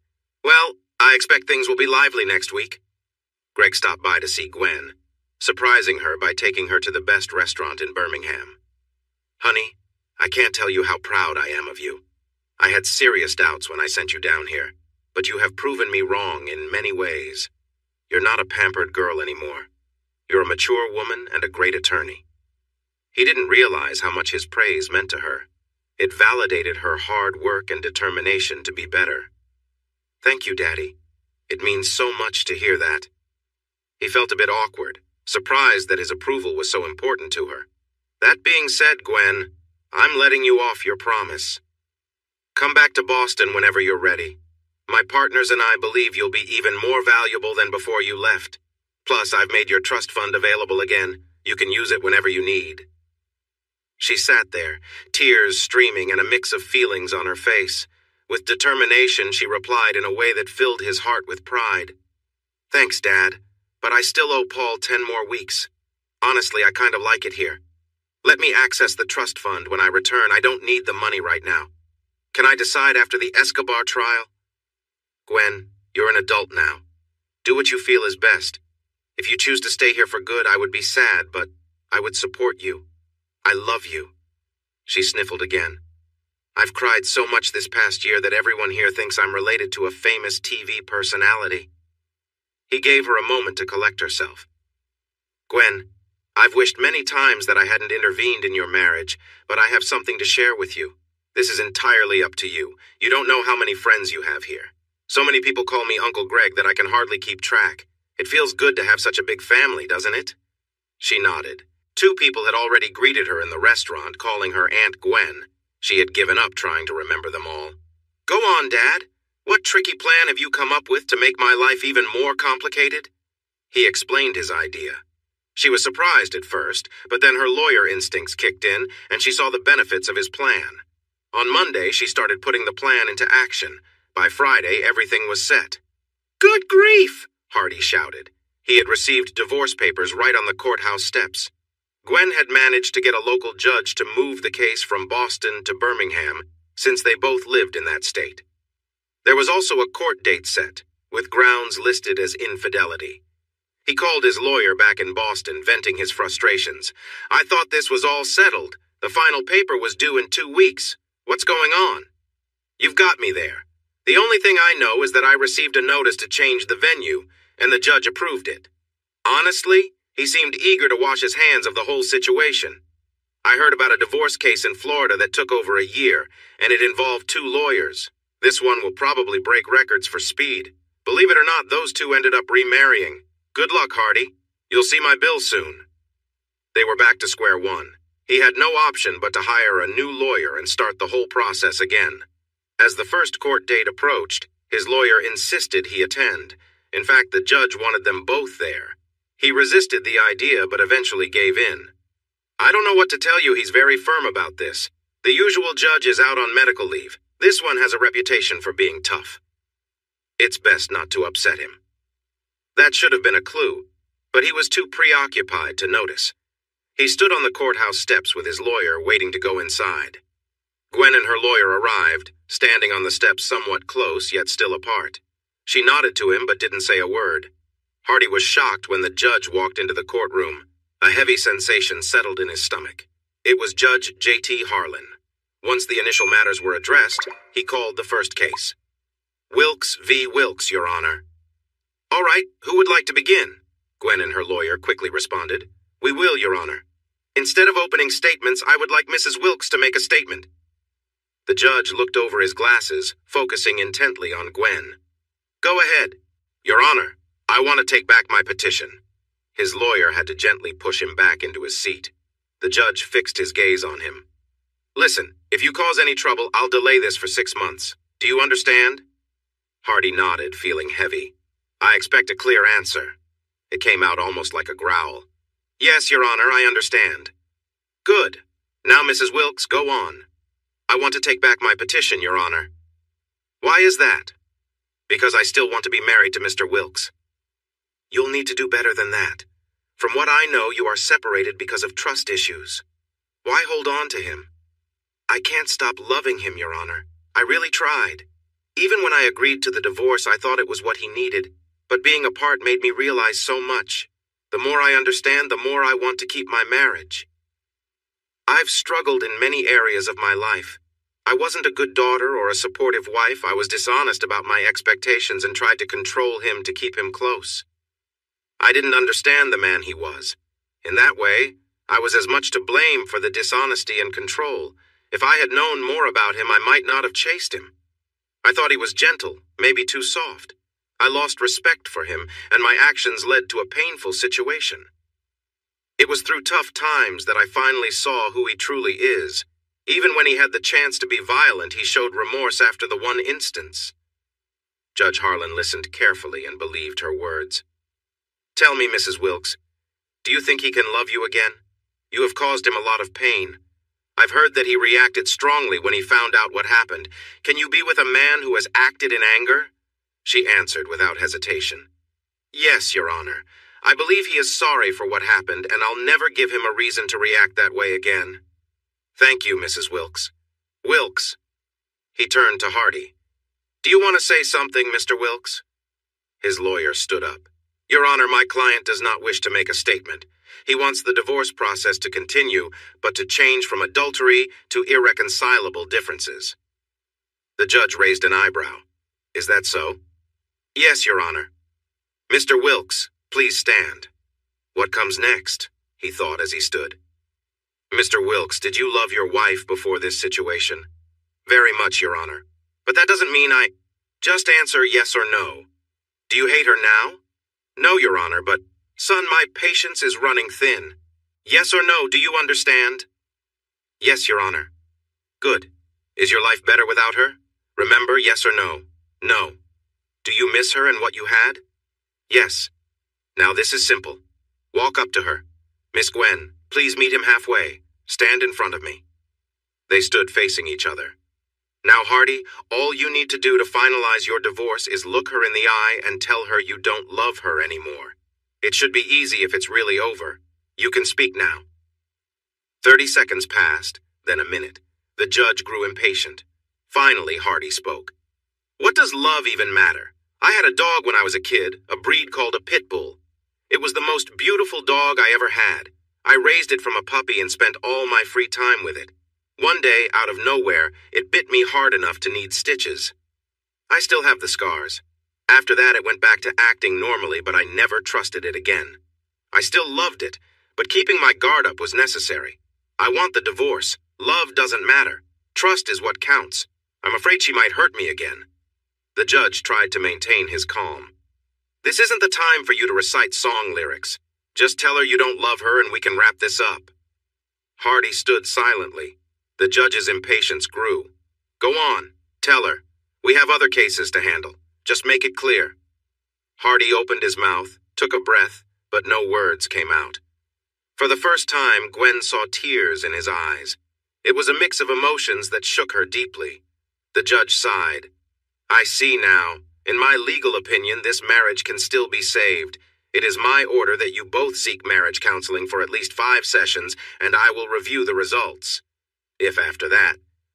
Hardy finally found his voice. Wait a minute, I won't... That'll be a $500 fine for interrupting and using inappropriate language in my court. There are children present. As I was saying, a minimum of 10 sessions will be... Hardy was visibly upset. If you think I'm going to tolerate this nonsense... The judge banged his gavel. Final warning. Be quiet or you'll be taken away. Your fine just increased to $1,000. Where was I? Oh yes, you need to complete at least 20 sessions with a counselor of your choice. Hardy turned around and headed toward the exit. Mr. Wilkes, come back here now. He didn't stop until he reached the door, only to find 2 bailiffs and a deputy sheriff blocking his way. The older bailiff tried to calm him down. Back off, Hardy. You might be able to take us in a fight, but we have these tasers, and I doubt you can handle all 3 of us. Now please turn around before JT gets even angrier. He already looks ready to explode, and stress isn't good for him. We're asking nicely, just go back. Hardy looked at them, and his anger faded. He turned and walked back to the judge's bench. JT waved his broken gavel at him. One more word, and you'll be in jail for disrespecting the court. Do you understand? Good. Now find a counselor, set up your appointments, and I swear if you skip one, you'll end up in jail tonight. Got it? Hardy nodded and returned to the table, whispering to his lawyer. The lawyer shook his head forcefully, then sighed. Your Honor, Mr. Wilkes wants me to repeat what he just said exactly. Remember, these are his words, not mine. May I continue? JT nodded, curious about what was coming next. Sir, he wants you to know he has lost all respect for you as a judge. This misuse of the legal system makes him embarrassed to be a lawyer. He feels that even kangaroos would be upset by what happened today. He refuses to attend so many counseling sessions and would rather go to jail now for his defiance. The lawyer seemed nervous, waiting for the judge's reaction. For a moment, Gwen thought the judge might have a health scare. He changed colors, going pale, then red, then purple. It took him a few seconds to find his words, and when he finally spoke, he almost yelled. Sir, your client is being foolish. Right now would be a great time to be taken to jail. Bailiff, take Mr. Wilkes to the county jail immediately. Mr. Wilkes, you are the most stubborn person I've ever met. Think it over for a while. I'll come see you in a couple of days to see if you've changed your mind. If not, you'll be staying with us. Do you want to apologize now? Hardy smiled. I'm sorry, JT, for almost giving you a heart scare. You really need to relax. Otherwise, who knows where I'd be. The judge was so upset he began tapping his shoe on his desk. Get him out of here, and get me a new gavel. Court is on a 20-minute break. Ms. Wilkes, could I have a moment with you in my office? You won't need your lawyer. Gwen assisted him into his office. He was still angry. Try to help someone, and this is what you get. Stubborn. Arrogant. The judge went on for a few minutes. He looked up. Sorry, I didn't think he would get this upset. Well, Judge, you did push him a bit, and he doesn't like that. Are you really going to leave him in jail? Nah. I'll let him think for a few hours, then I'll go talk to him. Maybe we can both be calmer and find a solution. Do you still want to go through with it? Yes, sir. Offer him 10 sessions to start, but let him know there might be more. Tell him he can choose the counselor. That might help. She turned to leave. Looking back, she said one last thing. I don't know what you hope to gain from this, sir, but thank you. And Judge, tell him I still care about him no matter how angry he is. Will Rob Williams, the High Sheriff of Jefferson County, was about to go to lunch. A sheriff in most southern states has a lot of power. They know the good people, the bad ones, and everyone in between. They understand who might cause trouble and keep track of the serious players. As he left his office, he noticed a prisoner being taken to the cells.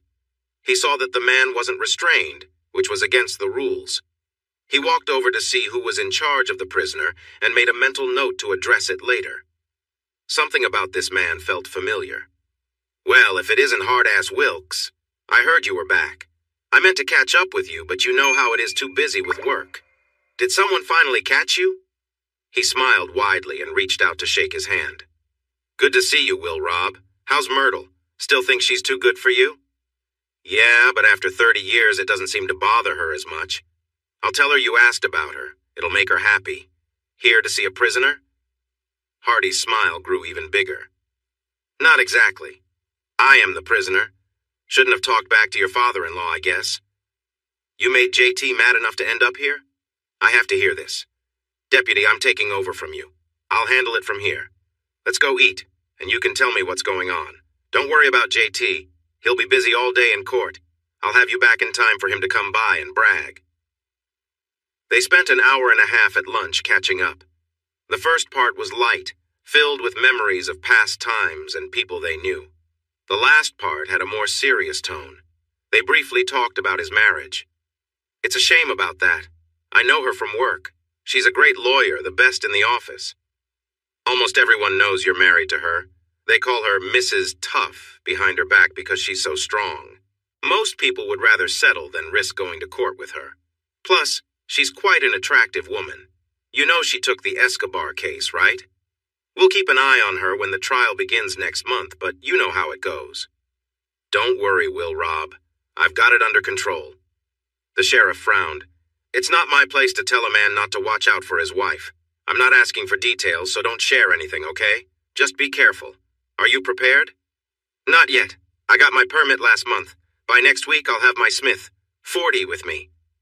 What Will Rob said next surprised him completely. You know she carries a 380 in her purse. She's really good at it, too. I've seen her at the range. Gwen? Guns? He had never heard her say anything about them before, but always thought she was against them. This was another new thing he learned about his wife. Reluctantly, they returned to the jail. Hardy seemed calm as the doors clanged shut. He was in a shared cell with 6 other inmates. JT came by around 6, ready to accept an apology and take him out to dinner. What he found was Hardy sitting on one side of the cell, 4 inmates sitting on the other side, and one lying on the floor, unconscious. What happened here? Hardy tried to smile despite his swollen lip. His left eye was almost shut, and there was a noticeable bump on his jaw. You know how it goes, JT? We disagreed over football. They were Auburn fans, and I shouted, "Roll Tide." In the end, I admitted they had a great season. To make it worse, did you know the jailer went to Ole Miss? He called us all names and made us discuss politics after spraying pepper spray on us. The judge shook his head. Hardy, your mouth might get you in trouble someday. Have you calmed down? Are you willing to listen to some reason and maybe negotiate a bit? His expression changed as he seemed to lower his defenses. He managed a nod. JT, as much as I enjoy being here, and I have to say the macaroni and cheese was excellent tonight, I'd rather sleep in my own bed. But if you keep talking to me like that, I'll ask what's for dessert after 20 more sessions. Don't push me again. Your little speech this morning really annoyed me. I don't recall you worrying about misusing the system when I helped keep you out of trouble when you were younger. If the recruiter hadn't been the son of my fishing buddy, you would have faced serious time instead of serving a few years for Uncle Sam. Hardy was man enough to admit he was in the wrong. Sorry, JT, I know how much I owe you and Will Rob, but it frustrates me to deal with her all the time. I just want it to be over. I promise you'll get it one way or another, but you need to speak with her to find some closure, just like the counselors say. Here's the plan. 10 sessions with a counselor of your choice. After that, I'll follow their advice. If they think it's over, then it's over. If they say you should continue, we will discuss it before I decide. This is the best you can get, so take it or enjoy your breakfast tomorrow. I hear powdered eggs are not too bad. Hardy accepted the offer. JT drove him back to his truck and told him not to waste time. He needed to have the counselor's name on his desk by next Friday. Gwen felt joyful. Hardy had agreed to 10 sessions. She already had a counselor in mind, someone from his past. This was good. He would feel more at ease and likely open up more, she hoped. He promised in an email to tell her the time for the first appointment. He still seemed to prefer email over talking in person, but she could accept that for now. As she drove into her apartment complex, she spotted a vintage Cadillac convertible, maybe from the early 70s, that looked completely restored. It was shiny and stood out. What caught her attention more was the people inside. A well-dressed young black man was behind the wheel. Next to him was a small, well-dressed, elderly white woman. As Gwen got out of her car, the young man stepped beside her. She couldn't help but admire his poise and handsome features. "Excuse me for bothering you, ma'am. Are you Mrs. Wilkes?" Feeling a bit cautious, she nodded in response. "Could you please talk to the lady in the car? She has trouble moving and is a bit shy about it. We won't take up too much of your time, I promise. She has been very eager to meet you. Just for a moment, please?" His sincerity made her say yes. The woman looked at her with curiosity as Gwen approached, finally putting on a thick pair of glasses. She beamed at her. "It's her, Marcus. I swear, if you had auburn hair, you would look just like her, don't you think?" "I agree. The similarities are remarkable." Gwen was confused. "Excuse me, but what are you talking about?" The woman gave her a look that reminded her of strict teachers from her childhood. "You, of course. Has anyone ever told you that you look a lot like your grandmother?" "You knew my grandmother? Virginia Howe?" "Child, I'm her younger sister, your great aunt. Aren't you going to invite us in? I know you were raised differently, but my goodness, you can't leave an old lady out in the sun. Marcus, help me." He looked at her with affection. "Yes, Miss Daisy. I'll get your cane now." "Marcus, stop that. It hasn't been funny for a long time." He quickly apologized. "Sorry, Aunt Daisy. Sometimes I just can't help it. It's so much fun to tease strangers. You should see the look on your face, Aunt Gwen." She slowly moved along, leaning on his arm and a cane. Once they were seated and the tea was poured, she couldn't hide her curiosity. "My great aunt, I'm so sorry, but I had no idea you were here or I would have visited sooner." Daisy waved her hand in the air. "Don't worry, dear. I'm here now. I blame your mother for this. She didn't want your father to keep in touch with us. Now look at this." She handed her an old photograph. The date on the back read 1967. It showed a young girl, maybe a teenager, with a big smile and fluffy hair, wearing a lovely dress. Gwen held it up to the light and noticed the strong resemblance. "I wish I could have known her." Daisy handed her another photo. It showed a woman in her 40s holding a young child of around 4 or 5. "That's you with her at a family reunion. You were quite lively but not mean. You followed her everywhere, and if you couldn't see your gam-gam, which was your way of saying grandma, you would get worried. She loved you very much." She sighed softly. "I wish I could remember her." "You can remember her in your heart. She was very concerned about how you would grow up, especially since she and your mother didn't get along. She never trusted her." Thinking about her mother's ways, Gwen felt her grandmother's worries were justified. "Marcus, can you please get the books?" He got up and went to the car, returning with 3 large books and a Bible. "What are those?" Daisy smiled wide. "This is the result of 50 years of research. It's your family history. You can't keep them, but Marcus has everything on the computer.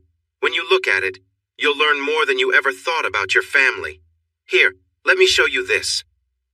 It was a family picture, a mother, father, son, and 2 daughters. "That's your great-grandmother and grandfather, along with your grandmother, me, and our brother Wilkes." "I have a great-uncle?" "Sadly, yes, but he passed away young in a difficult place called Korea. He never got married. You are the only grandchild left." "What about your family?" She noticed the big ring on Daisy's finger. Daisy's face turned sad. "Unfortunately, we never had children. Back then, they didn't have the tests they have now, so we never found out why. We adopted a boy who was a child of a distant cousin. Here, this is a picture of him and his family." It showed a young couple holding a newborn, their faces filled with love and hope. "He was our joy. I believe my husband loved him deeply. They were all lost in a terrible car accident, a pileup involving 23 cars during heavy fog. My husband never got over it. The old lady wiped her eyes, remembering with pain. So you see, dear, you're the last of the Howes. It's sad to see a family line end, especially one as honored as ours. Gwen felt deep sorrow for this woman. She knelt and hugged her gently. The old woman's thin shoulders shook for a moment. Daisy pushed her back softly. Look at me. I must look like a sentimental old fool, but I'm so happy to meet you. They spent 3 hours talking. Daisy enjoyed sharing the family legacy with her. She showed her a picture of a young man in a Confederate uniform. This is your great-great-great-grandfather, Alexander Howe. He was a major who survived the siege of Vicksburg. I have his journal, and it was a terrible time. There are tear stains on the page where he wrote about having to feed himself by sacrificing his horse. People suffered from hunger. He was recognized for bravery twice before the surrender. She held up another picture of a Union soldier. This is the man who accepted his surrender. His name is Gregory Stowe Canaday, and yes, you're related. He's also your great-great-great-grandfather, and your dad carries his name. Even though he was from Boston, he joined the Army of the West as an engineer.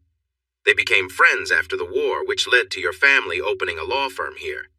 He wanted to use his skills to help people instead of hurting them. Gwen felt overwhelmed. Wow, I went from being an only child to being related to everyone I've ever heard of. It's hard to believe I'm not related to my husband. Miss Daisy smiled.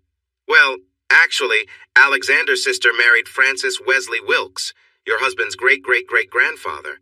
I need to count it up, but that makes you something like distant cousins. Gwen sat with her mouth open. Then she laughed.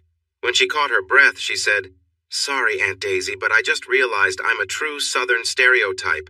I married my cousin. This made Marcus and Daisy laugh, and Gwen joined them again.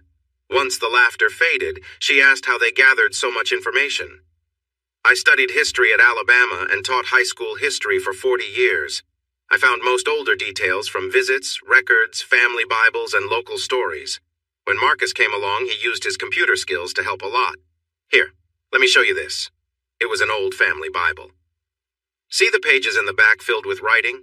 Older Bibles often had extra pages for recording births, deaths, and major events.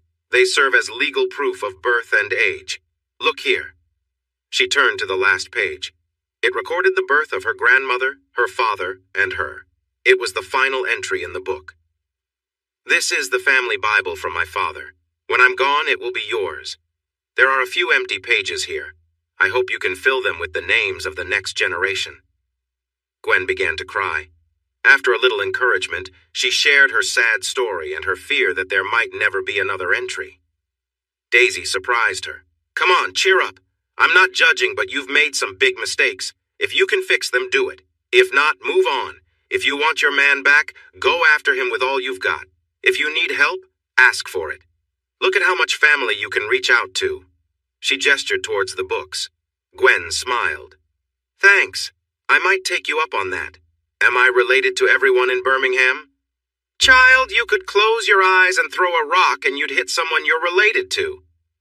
She smiled in a playful way that only older people could pull off. And I'm not just talking about one group of people. Your cousin Marcus could really help you. Gwen looked back and forth between them. Okay, I need to understand. How did this happen?